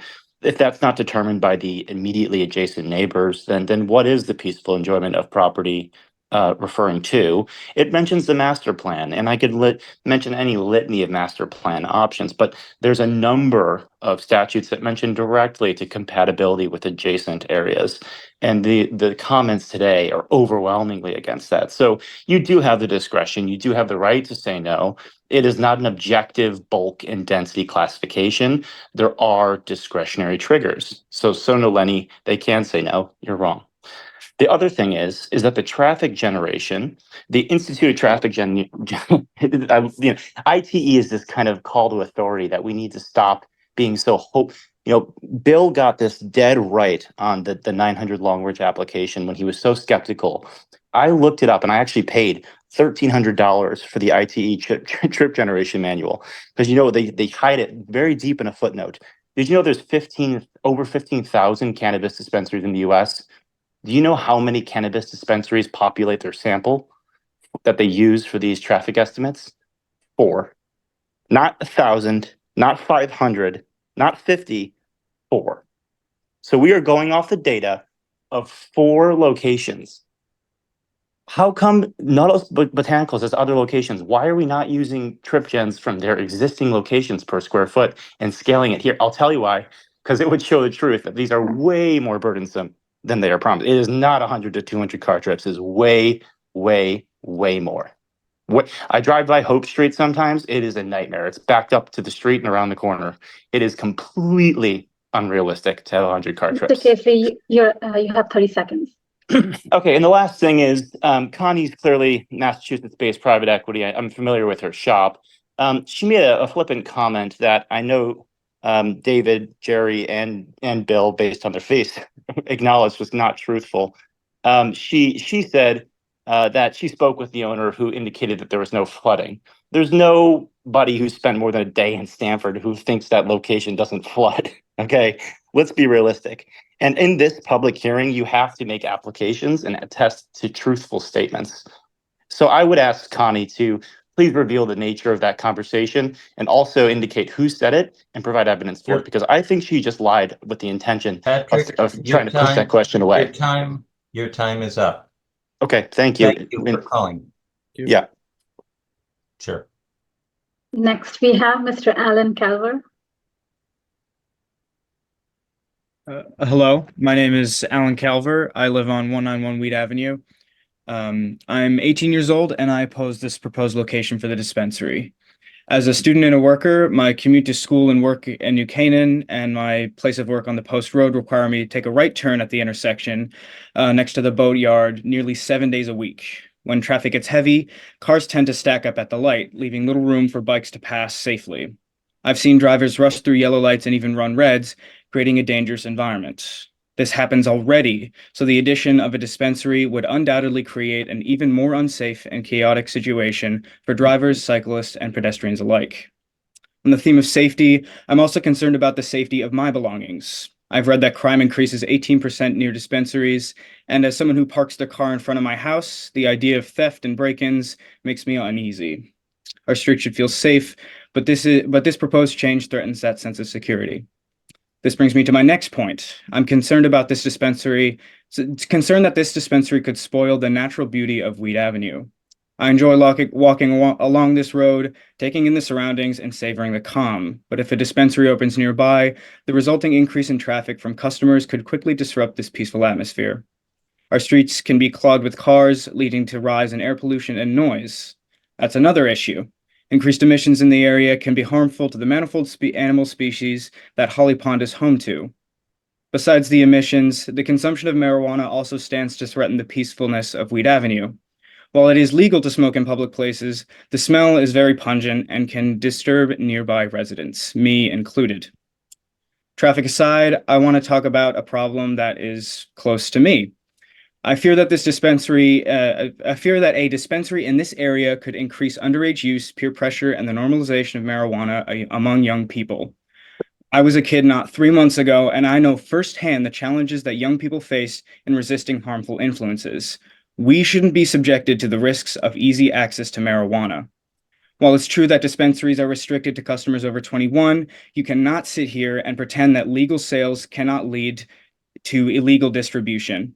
The risk is real. What starts as a regulated purchase can quickly become an under-the-table exchange among youth. If you care about protecting the well-being of ourselves and the kids in the area, and if you want to be part of a community, you need to think twice about bringing a dispensary here. Thank you. Thank you. Just as a note for those who are waiting to speak, we're probably going to have about I guess 5 or 6 more speakers. And then we will continue this until our meeting on the 20th. So for those of you who are waiting, unfortunately, we will not get to everybody tonight, but we will continue it in 2 weeks. Okay, who's next?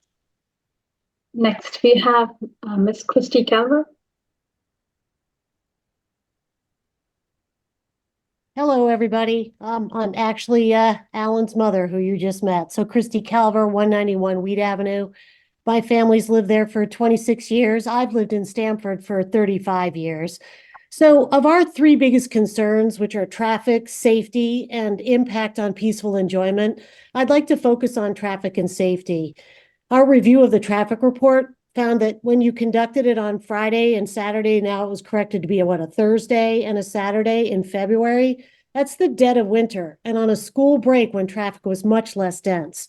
So clearly no spring or summer traffic or Cove Island Park beach traffic was factored into this, nor is there any mention of an analysis of pedestrians and cyclists. So as we already know, more than 66,000 vehicles a year pass through the Route 1 Weed Avenue junction opposite that proposed cannabis dispensary.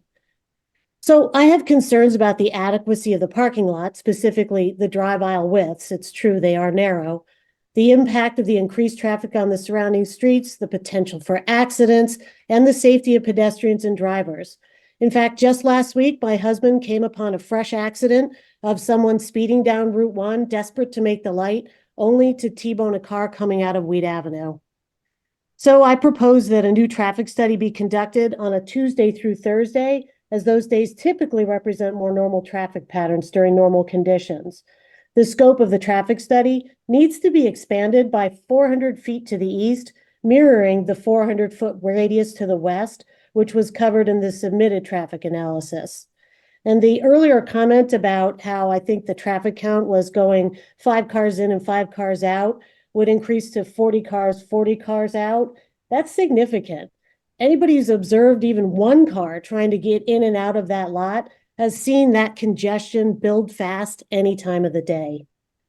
The obvious foreseeable escalation in pedestrian and vehicular traffic will have a huge impact on community safety, particularly for our children, which leads me to my safety concerns. As you've heard, there are immediate risks to our children who attend Hindley, the YMCA. There are youth-centric education centers in Cove Island Park, the beaches, places of worship, all proposed like nearby the dispensary location. Ms. Calver, you have 30 seconds. Okay, so, they may not consume in your lot by law, but you've got Gurley Park right across the road, and Cove Island is a short ride down Weed Avenue, which would already exacerbate the current speeding and accident problems that we have there. So I urge you to carefully consider the proposed location in light of the concerns raised. Please delay this application, as we know Stamford's clearly in the process of clarifying its policies around dispensaries. And consider the master plan of the city and the recently proposed zoning language prohibiting cannabis dispensaries adjacent to residential zones. So we appreciate Okay. you listening to us. Thank you. Thank you. Next, we have Ms. Victoria O'Rourke. Yes, good evening, Vicki O'Rourke, 42 Stanton Road, Darien, Connecticut. Thank you for your time at this late hour. I really just want to focus on 4 things. First really is the traffic in this area. And I won't just beat a dead horse, but you really have to consider the traffic study. It was done in February during school break. It needs to take into account an excessive amount of traffic. You will get people coming off of I-95, just an unrealistic count that was done there. I also want to take into account, ask you to consider the pedestrian and cyclist traffic in the area. I just haven't heard anything indicating that there's been a thorough review of that. As one of the other speakers noted, up until WWE moved out of their office location just a few months ago, they did have to park a policeman there every single day to get people safely across the street. Third, this dispensary really is incompatible with the overall residential surrounding area. Please take that into consideration. And last, please take into consideration the newly proposed master plan, as the previous caller just indicated. Thank you for your time. Good. Thank you. Next, we have Ms. Susan Bell.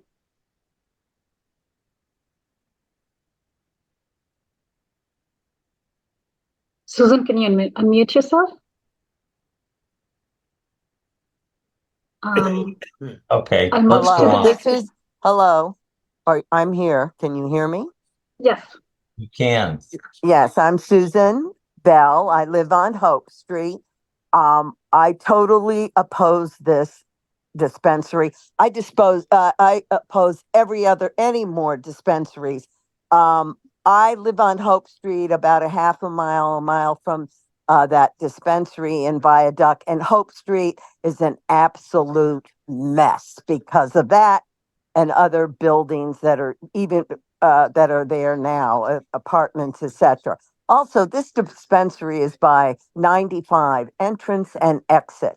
And the traffic at that particular area, and it overflows to all other areas, is absolutely horrendous, despicable, horrible. And I've seen many accidents, and I don't care what these people do. We do not need any more dispensaries in Stamford, Connecticut. Stamford, Connecticut is becoming the marijuana capital of Fairfield County. This is not, I've lived here over 30 years, first on Belltown Road, and it's really despicable what the planning board and you, the zoning board, are allowing with these dispensaries. This is not a metropolitan city. It's a suburban city. And it's really disgusting what's happening with the development with these dispensaries. This should not be approved. We're talking about kids, bikes, cars, pedestrians. It's really, really a bad idea. And no more dispensaries should be approved. Period. Explanation point. Enough is enough. Stop the madness. Thank you. Thank you. Next, we have Ms. Allison Krongard. Hi, can you hear me? Yes. Oh, great. I'm Allison Krongard. I'm at 1011 Washington Boulevard, and I would like to speak in favor of approving this dispensary. I am so disgusted and horrified at the old-fashioned, fear-driven ideas coming from my neighbors. As a cancer survivor who is so reliant on cannabis and a responsible user, I would just like everyone to know that legal cannabis is extremely expensive. You don't leave without spending several $100s. It's not for derelicts. And it's not something you want to roll on your knee in the parking lot and let it blow out into the wind. And if you discreetly want a gummy, you're not affecting anybody. So this whole drama about cannabis users is so old-fashioned, fear-driven, misguided. And if you don't want anybody in this space, you put a restaurant in this space, you're going to get traffic. Either obliterate the space and then, there's your conversation, or this is like this old-fashioned, racist, scary talk. And it doesn't apply to legal dispensaries. The people who have spoken tonight have never been to a legal dispensary, obviously. And as a cancer survivor, speaking on behalf of other women in my local circle, we need more dispensaries. There is no oil left at Curaleaf. It is on the menu for a few hours and it's gone. You want us to drive all around town? It's not fair. There are liquor stores on every block, right up next to your school. There are drugstores selling opiates all over the place. It's just, we've already been granted safe and legal access. It's not a question anymore. And to be persecuted and to be assumed to be some kind of derelict is so wrong. And it's so old-fashioned. And like Connie said earlier, cannabis has been rescheduled. So anybody stuck in that old paradigm, it needs to move forward. And as a cancer survivor speaking for many women in our area, we've won the right to safe legal access. Now it's on you to provide. Ms. Krongard, you have 30 seconds. That's what I wanted to say. I hope you'll consider granting this approval. Good, thank you. Next, we have Mr. James Calver. No, Ed's up. Hello, I'm Edgar DeVilder. I live at Two Weed Circle in Stamford. I'm sorry, this says James Calver. Yeah, this was already agreed that we could choose which one of the 7 of us here would speak first. Chairman Stein, Sure. we have 7 people on this particular login. Okay, go ahead. All right, hopefully my time hasn't started yet. Go, 3 minutes. Okay. Anyway, I'm Edgar DeVilder from Two Weed Circle in Stamford. I have been licensed to practice law in Connecticut for 50 years. Most of that practice has been in Stamford. My wife retired as a Stamford teacher with 38 years of service. We have lived in Stamford for 50 years and for the last 46 years have lived directly on Holly Pond at Two Weed Circle. In the last day, I have submitted 3 letters to the zoning board in opposition, with pictures, and my wife has one too, in opposition to this special permit request 224-16.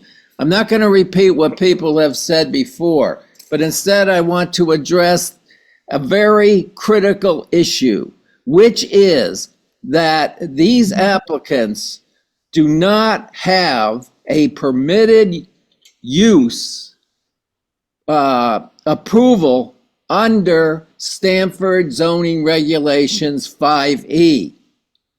The reason they don't have that approval, even though they meet some of the other limitations on them, like 1,000 feet from a school, is that they have not sought, and there has not been granted by this zoning board, the approval of that special use.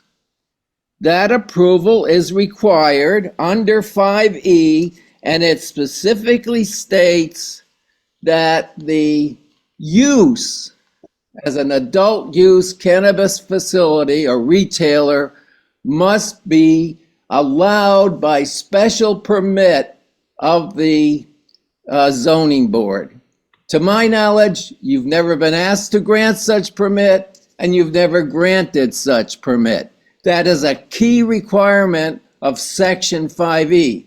So here we have a situation where nautical, not whatever it is does not have the right to operate an adult use cannabis facility in Stamford. They're totally skipping that basic requirement and acting as though they do have that right, which is totally wrong. It reminds me of a homeowner who wants to build a house, but he skips the requirement of a permit and then later asks for a permit for a modification to it. They have no legal right to this particular highly regulated use under Section 5E, and they have no right to ask you to compare their illegal request or to even consider their illegal request. Hey. And Your 3 minutes is up. Thank you for calling. And I would say that this is what this hearing is for their special permit request. So there is, and which we have granted to the 2 other dispensaries that we granted special permits to. That's the purpose of this hearing, is the request for a special permit by the applicant. We're out of time at this point. David, I put on one last speaker if you want to call on them. I would love to. Okay. Last speaker. Yes, can you hear me? Jacqueline Tyler, yes. Hi, my name is Jacqueline Tyler, and I'm a resident on Brookside Drive in Darien, immediately adjacent to the I'm sorry, what is your address? 17 Brookside Drive in Darien. Thank you. Yep, I am immediately adjacent to the proposed application. We are a community just like the others that the applicant should want to reach out to if they are as neighborly as they claim. I want to also note that I am a licensed architect in Connecticut, New York, and South Carolina, and I'm usually on the other side of the table. I submitted a 5-page letter with responses to each of the 5 criteria outlined in the Stamford Zoning Code for a special permit. The information in my letter demonstrates why this site is not suitable for the applicant. I will highlight a couple of items from the letter, but trust the board will review the full letter, including the photos that I submitted, which reflect the true buffer or lack of, in contrast to the photos that were submitted by the applicant, which only reflect the buffer a few months out of the year. I want to start by pointing out that the application before you for this specific site is in contrast to Master Plan Section 6A, which states that one must maintain the existing single-family zone and discourages expansion of additional commercial activity in low-density residential areas. In addition, recent proposed text revisions have surfaced, which could prohibit dispensaries advanced by a residential district. Those changes cannot prohibit the current proposed dispensary location. However, their potential adoption warrants consideration by the zoning board. The objective of these revisions align with concerns about the safety and well-being of children and adolescents, especially when dispensaries are situated adjacent to residential areas. Given the adjacency of the proposed site to both Stamford and Darien residential districts, identical reasoning to the 1,000-foot restriction from schools should be applied, considering that children spend significantly more time in residential areas than in school. We are requesting that the children of Brookside Drive and Stamford adjacent homes receive the same level of protection when they are on their own yards and in their own homes that Stamford has instilled for children while they are in school.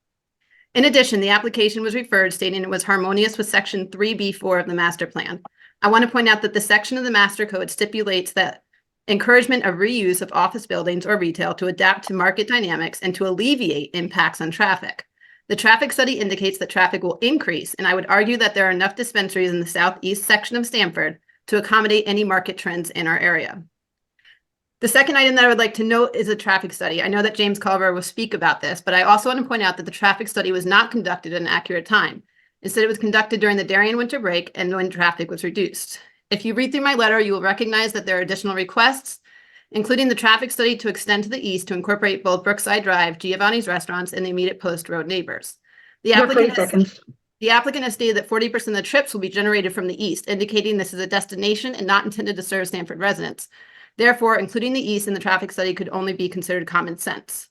I will end by requesting, I'm not going to do that because you're continuing, but I want to thank you guys tonight and look forward to the board taking all considerations into account, including the flood zone concerns, and the over 1,000 signatures and petitions opposing this application. Thank you to the board for your time. I know that it is a late evening.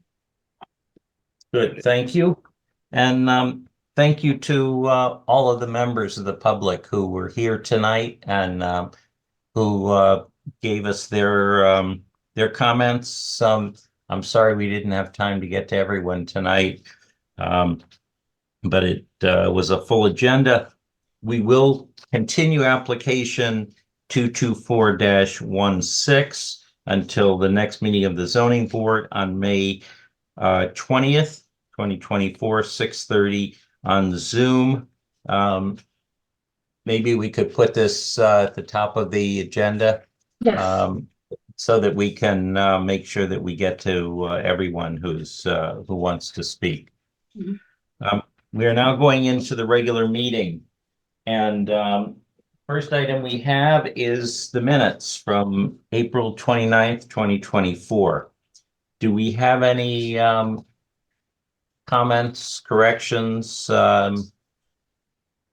changes? Not, can we get a motion to? Sorry? There's nothing for me. Okay. I'll make You wanna that make a motion, motion Mr. to Chairman. approve? I'll make that motion, sir.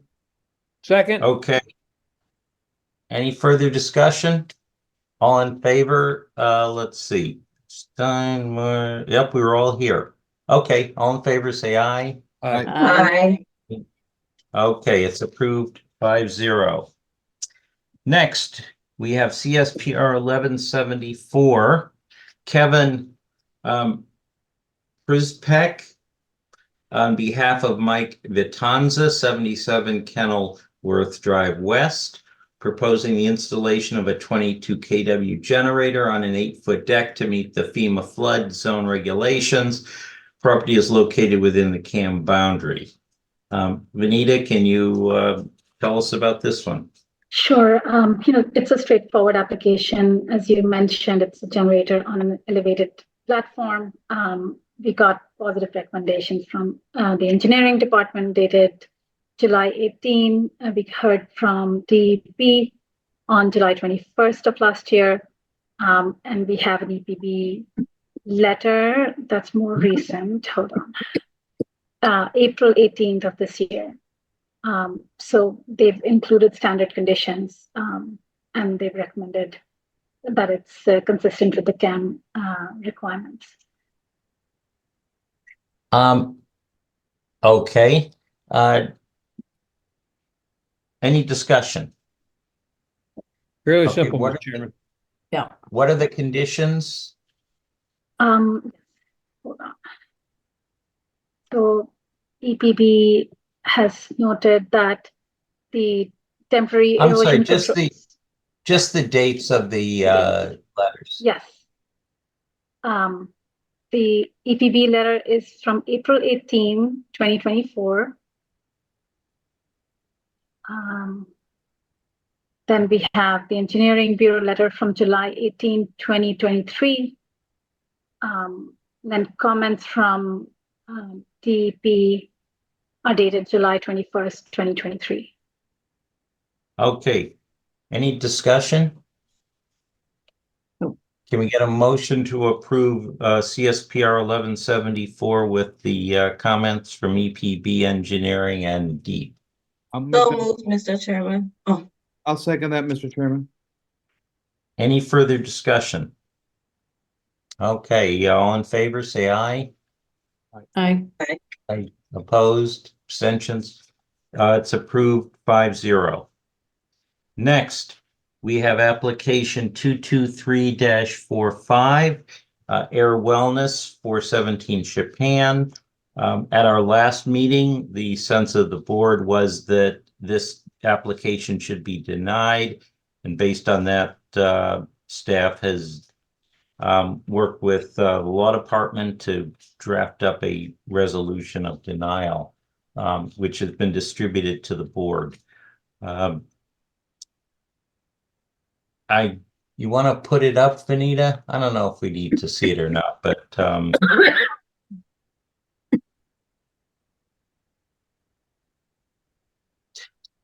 so It's based on the finding that B1C constitutes a school non-public. That's based on the opinion we received from the law department, and that therefore it violates the 1,000-foot boundary.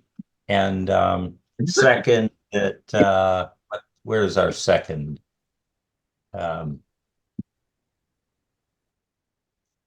Reason here. Keep going.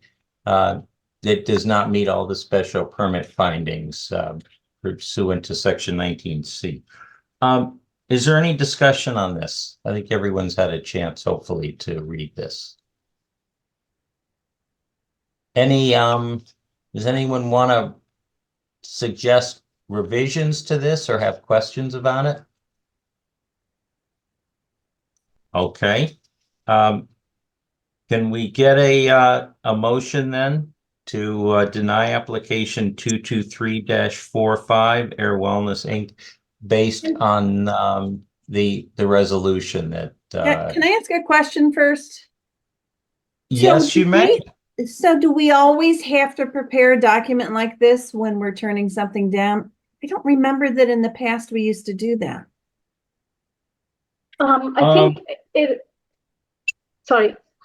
think the reason we did it this time and that we've done it in a couple of other situations is that we're getting sued more often now. And so one of the things we want to do is to make sure that we're very clear with our reasoning as to why the denial has taken place. You're right, it used to be much easier at one time. We would just vote it down and that would be the end of it. But with litigation going on, we need to be sure that we have made ourselves very clear. I just wonder if with some of this language, it's opening us up for a suit when we do approve one. That's a very good point. And one of the things that that Vanita and I were looking at earlier before this was finalized was, is there language in here that can be cherry picked and used for another dispensary? So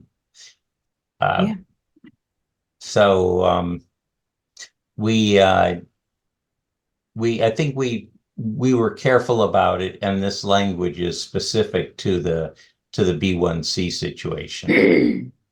But if you see, Roseanne, if you see something in here that you think will do that, point it out and maybe we should remove it.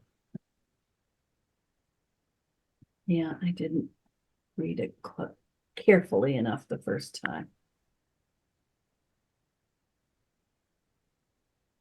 I think the point here is that this dispensary is basically next door, within 2 doors from B1C, which is an unusual situation for a dispensary.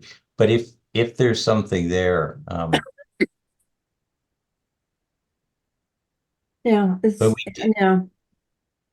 we did go through it to try to make sure that it was applicable just to B1C. Okay. Thanks. Sure. Any other questions or comments, changes? Okay, can we get a motion to deny application 223-45 based on this resolution for denial? So moved, Mr. Chairman. Second. Okay, is there any further discussion? Okay, all in favor, say aye. Aye. Aye. 1, 2, 3, 4. Abstain. You are recused, right? Correct. Okay, so you're just not voting. So the vote is 4-0. And this application is denied. Next, we go on to application 223-46, which is Butter Cannabis, 389 West Main Street, requesting special permit. Where are folks on this one? Let's get us a sense of where the board is at. And then based on that, staff will draft up resolutions either for or against it. And we can vote on that at our next meeting. So, Bill, why don't you lead off? It's interesting to comment that Roseanne made on the last application, which we denied. But I believe the reason we denied that, the reasons we used were very specific to that particular application. In this case, I think there's a little difference. What I found surprising, and I went back over the tape, watch the tape just to make sure I didn't miss this, but we did not receive any communications from a Yearwood Center, which in effect didn't give us an idea or any information as far as what they do there. I mean, I knew what other people said, but we get nothing from Yearwood Center as far to what type of activities actually occur there. Where in the previous application, which we just denied, B1, we got a laundry list of things which happen there, on a daily basis, almost by hour. We also didn't hear from the Boys and Girls Club either, which I once again found sort of strange. And I also found it interesting that the applicant's comment regarding definition in our regulation definition of the Public Youth Service Agency. And I read it several times, and it does appear to describe what Yearwood Center is. And I would like to hear from other board members as far as what they feel about that. So I guess, I don't have the same feeling about this application that I did about the B1C application. And that's where I am, and I'm open to discussion. I'm also open to change my mind. I think it's different. I don't think we have a reason that, a legal reason that we can deny this. I don't think it falls in the category of school, non-school definition where B1C did. I mean, that's where I sit. Okay. Roseanne. I'm really sorry I'm coughing so much tonight. What Bill said is absolutely correct. I don't know why we haven't heard from those organizations. I mean, Yearwood Center is pretty much run by Boys and Girls Club now, and I know there's lots of after-school classes, and lots of things going on. I don't remember exactly how far away it is. Do we have that information? 800 some odd feet, I think. Yes. So I can just speak to, the Boys and Girls Club program. Sorry, David. I mean, I know what the Boys and Girls Club programs are. We're not, that's not what we're talking about, Vanita. I think she just wanted to know the distance. I want to know the distance, and I'm surprised as well that we haven't heard from anyone from either of those two organizations. Yeah. It is surprising.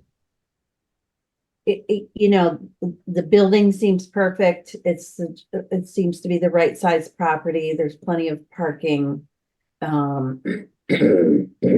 Same kind of traffic that there would have been from a busy dry cleaner.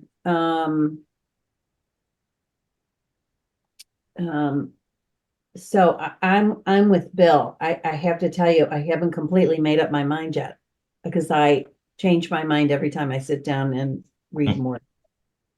Sure. Yeah, I mean, it's a difficult decision to make, because you feel for all the people who don't want this in their neighborhood. But we have to look at it as a zoning board members from a legal point of view. We have the rules are the rules. That's the rules we have to follow. And I also have been. I wouldn't want it next to me, I have to admit. I've been paying very close attention to the two that are open that we have approved.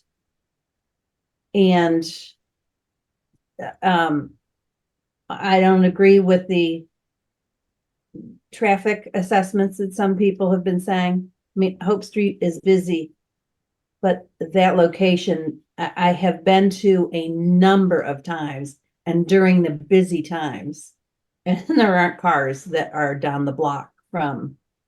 Right. It's Fine not, Fettle. Hope Street's not busy because of Fine Fettle. Yeah, Fine Fettle, you know, the parking lot is busy, but it doesn't go down the street. Yes. So I don't see those as issues. But anyway. Okay. All right. Raquel, where do you I'm come already out? unmuted. Yeah, night, Mr. Chairman. I have to piggyback on what Bill and Ms. McNamara has said thus far.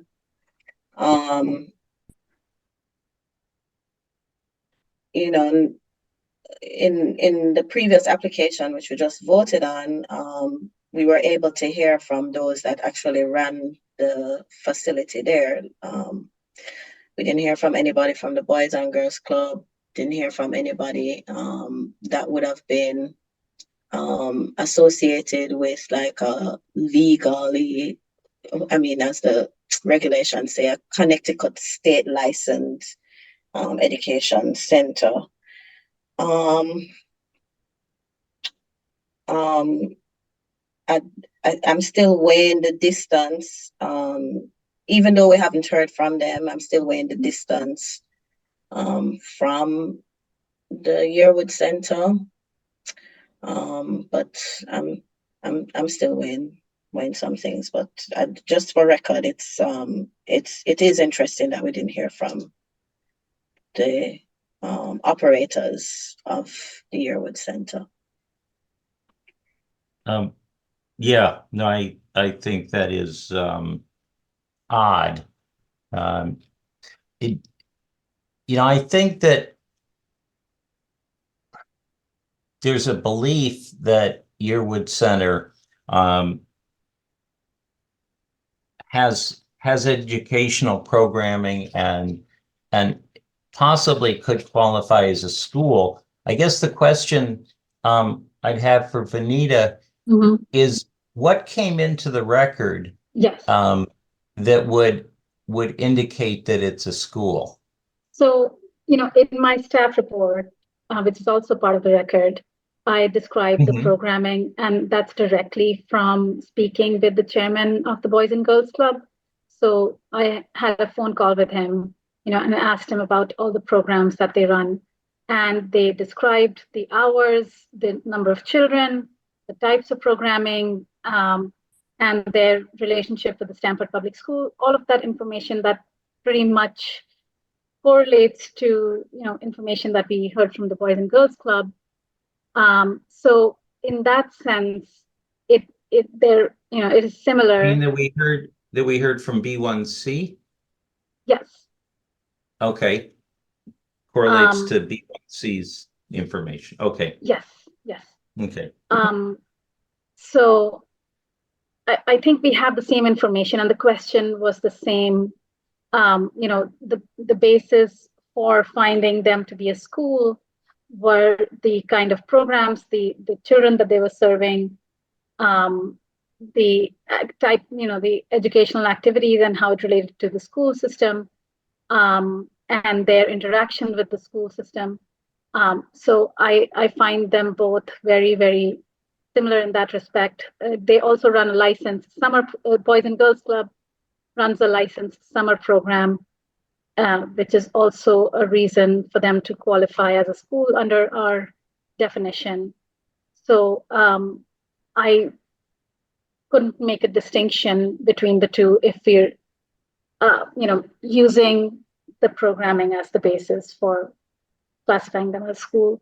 And in terms of distance, they are 800 feet from the dispensary, which is within the 1,000-foot radius. So I feel, to some extent, for the sake of being consistent, we should, take the information into consideration, the one that's in the staff memo.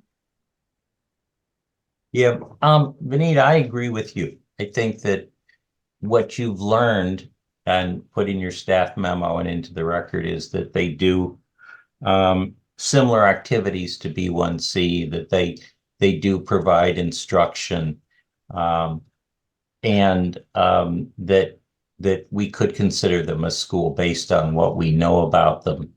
Right.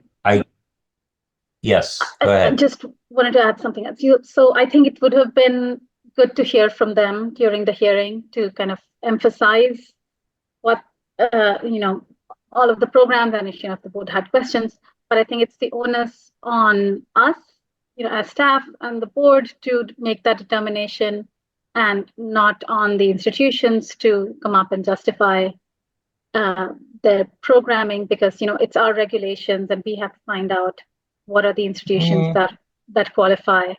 Because if No, but Vanita, it's what's in the record. And if the institution doesn't come forward and fill out the record, then it may not end up in there. So it would be helpful if they had participated in this process more than they did, right, which was basically non-existent. yes, but it's also like a technical standard where you have to find the distance between uses. It's less, it is subjective to some extent as to the programming, but whether or not they fall within that distance, we have to investigate ourselves whether they meet the criteria or not. No, would Well, I Mr. agree. Chair. Oh, okay. Go ahead, Raquel. No, I was going to ask Mr. Chairman if legal could give us guidance on this as well. Because Vinita, I mean, what Vinita, I understand what Vinita is saying. She's saying that, it's, came through on the record, based on the conversation that you had and the staff report. But maybe legal could, weigh in on it. I don't know. Sure. I think legal has weighed in as much as they're going to weigh in here. Okay. And what they basically said is that if we believe that this organization acts as a school and engages in school-like activities, that we can find that it's a school. But they have really put the responsibility on us to make that determination. Okay. And based on the facts in the record, which is why I was asking Vanita about what's in the record. Mm-hmm. So I think that similar to B1C, that Yearwood would qualify as a school. Is it possible we could get a copy of Vanita's staff report, which I cannot find for whatever reason? Sure, I can send it again. Yeah.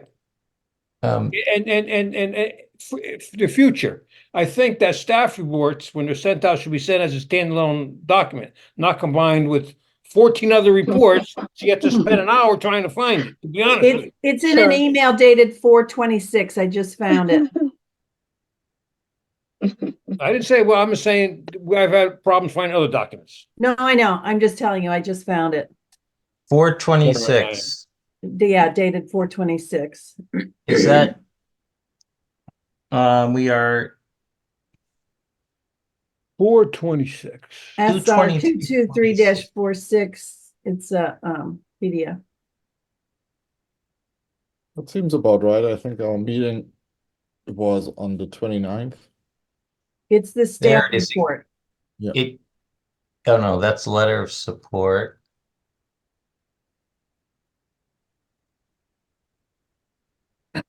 Blessing and Marie, staff reports.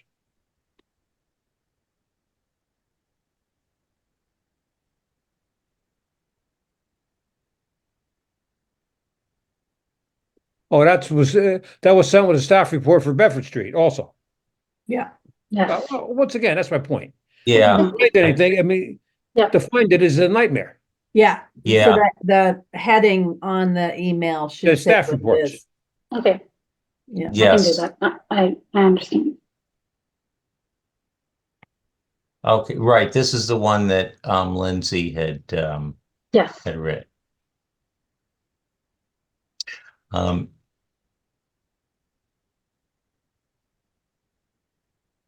well, I'll read through it again. Dad, I was too tired. I'm going to do it now. I'll read through it again, Oh. and maybe I'll change my mind, and we can make a decision next. Yeah.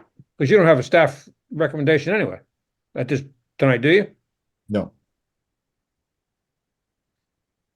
No, I mean, what we hope to get from you is guidance. Should we draft a resolution of denial? Should we write conditions for approval? Should we do both if you feel conflicted? Well, I'm conflicted, but it's a staff decision. I mean, a board chairman decision.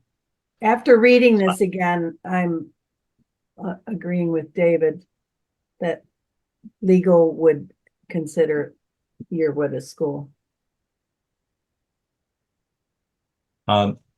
Okay, we can Benita, why don't we draft both a denial and approval, and then continue this or put this decision off until our next meeting. Okay. Okay. Onward. Next is 224-05, which is the text change for the purpose clause, section 1 of our regs. Ralph has made some changes in it. I think he's incorporated comments received from the board. And sorry. Why don't you take us through it, Ralph, please? Yeah. So what you see here is the version that I shared with you the last time, plus changes that I made based on comments and feedback received from board members. Those changes are made in yellow highlights. So in 1A, I added another point about the excellence of urban design. So it's not just about the height, the size of the buildings, it's also about the urban design and the architecture.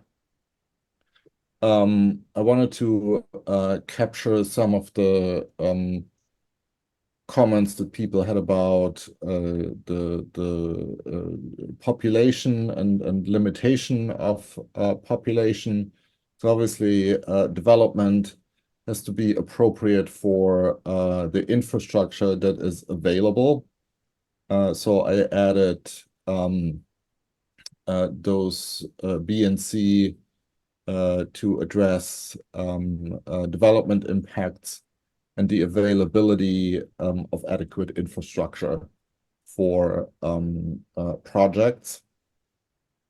Moving on, further down, I split the part about historic, tribal, cultural, and environmental resources to give the environmental aspect a little bit more weight.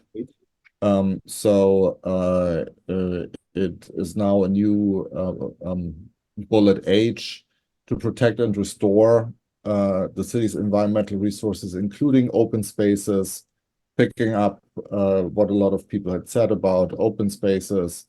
And also, I think Raquel mentioned Long Island Sound and the special quality of Long Island Sound, to take that into account.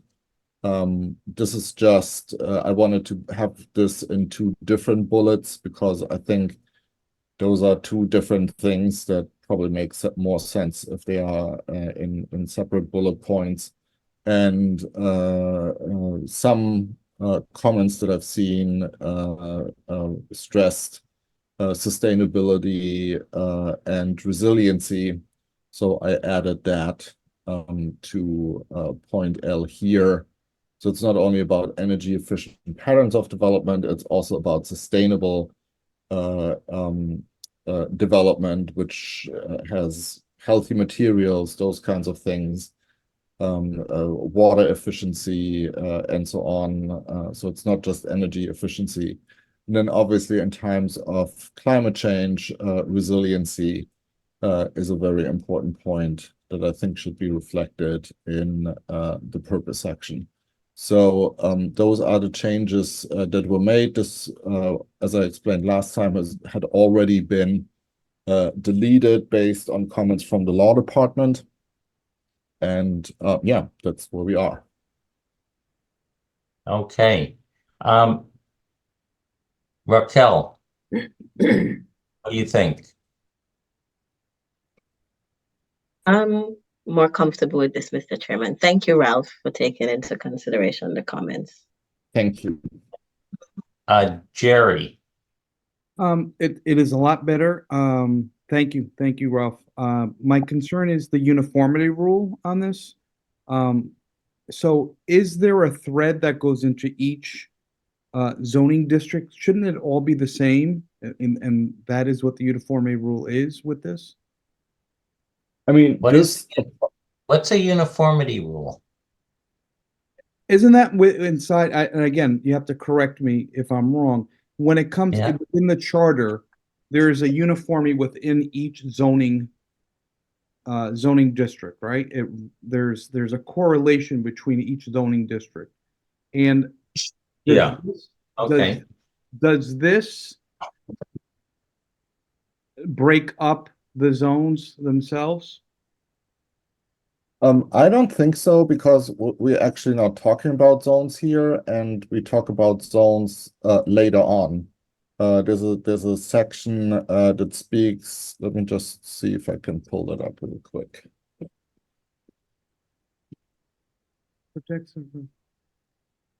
I think what we've got here, these are overall goals for all of our regulations. Yeah. And then I think you're right. Within each district, Jerry, we do want to have uniformity. But we're guided by these goals. And we may not meet every goal in every district the same way. I get you. Okay. Well, thank you, Ralph. Ralph, are you? Yeah. Sorry, I'm trying to find the section with the establishment of the zoning districts, which should speak to that.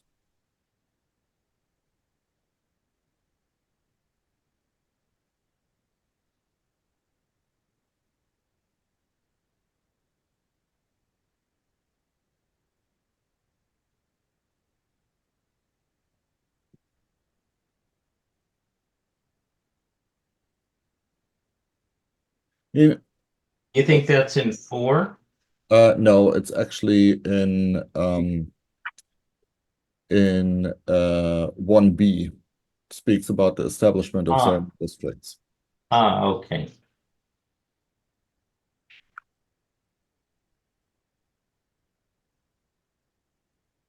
And I mean, so first of all, the uniformity is something that's required under state statute, which we reference in the very first or the first paragraph of this. So obviously we have to follow the state statute for those purposes, and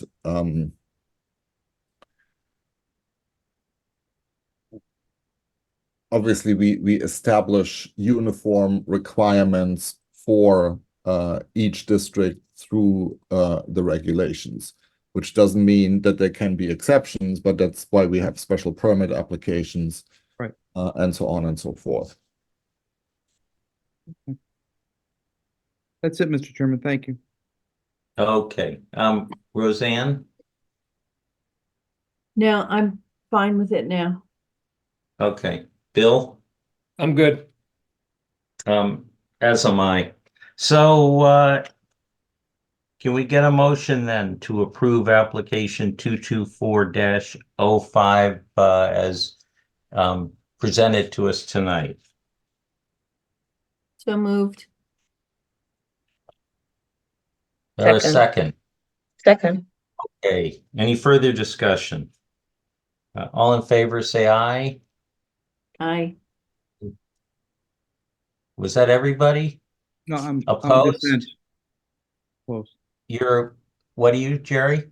I'm opposed. Opposed. Opposed. Okay, so it's 4 in favor, 1 against. That application is approved. Let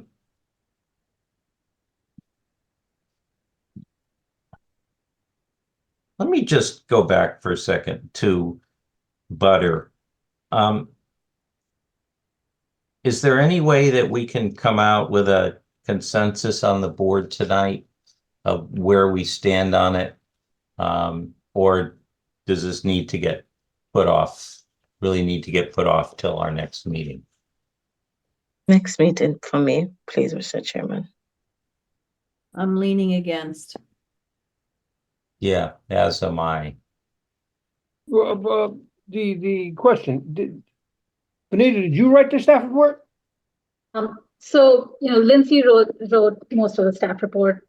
I added the part about the. Who spoke to the people from Yearwood? You spoke to them or she spoke to them? I did. You spoke to them, she wrote the report. She wrote the rest of the report and I added that part. So you wrote that part? Yes. Okay. No, I will wait to next meeting. I want to go through it. Make sure I know what I'm talking about. Okay.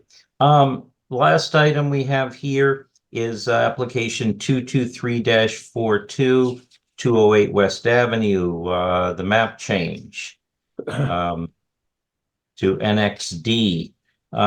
Any discussion on this? Is anyone opposed to it? Okay, can we get a motion to approve? Make the motion, Mr. Chairman. Okay, is there a second? Second. Okay, any further discussion? All in favor, say aye. Aye. Aye. Aye. Okay, this application is approved 5-0. So for next meeting, I'm afraid to ask, but what do we already have on the agenda? We still have time to kind of finalize our agenda based on the continuations from tonight. We were planning to put a new application for public hearing, 800 Lockwood Road, and they've started the process of the notices. So that in addition to the continuations from tonight, which is the dispensary on East Main Street and 1600 Summer Street. So the board can choose. No, that's going to June. Oh, 1600 yes, Summer you're goes to right. June. I'm sorry. Yes, you're right. I shouldn't confuse it any more than we already did.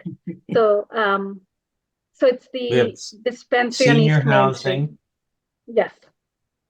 and senior housing, right? Yes. Two dispensaries, senior housing, and a new application. And we also we're going to advertise for the reorganization text amendment for that date.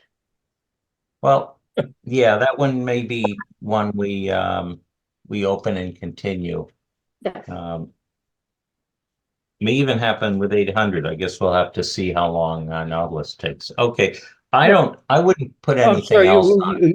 You next meeting we have Nautilus and 800 Longridge? You got it, Bill. But 800, I would put 800 after these items that we're continuing and just see if we, if we have to, we open and continue it. And senior housing? Yeah. So senior housing and Nautilus are continued. So those would go first. Then we would we have to discuss, at some point, I guess at the end, we got to discuss butter and see where we come out on that. Yeah, is it too late to move 800 or is it pretty much? It's too late. They posted the signs already. If I go and change the date on the sign, is that okay? Okay, so we don't have to get to it. We can continue it. We can put a note on the agenda if we already know that it's going to be continued. Yeah. What do people think? Well, I don't think there's any questions. It's going to be continued. I mean, just assuming that the same number of people appear next meeting regarding Nautilus, there was 100 people there. 3 minutes apiece. That's 300 minutes. Yeah. I think we had 35 people at the end. That's because the other people got tired of raising their hands that long. They're still coming. When they heard we were going to continue it, they left. Yeah, why don't we put the note on Got the another agenda? 2.5, 3 hours of testimony on that. Guaranteed. Yeah. Let's put the note on. And so people will know, because otherwise we'll get a good crowd for that one as well. Okay. So there's another meeting that is on the 9th. That's the site visit for 800. Oh, Thursday. Yes. 2 o'clock. The flagpole. Yes. At the flagpole, right. After school at the flagpole. Okay. So hopefully as many people as can will be there from the ward. Okay, ladies and gentlemen, thank you. Thank you. And can we get a motion to adjourn? Motion to adjourn. Second. Okay, approved. We're adjourned. Night, everybody. See you Thursday. Yep, bye-bye. Flood proofing perspective, all of it is. So for the I purpose understand of that. the calculation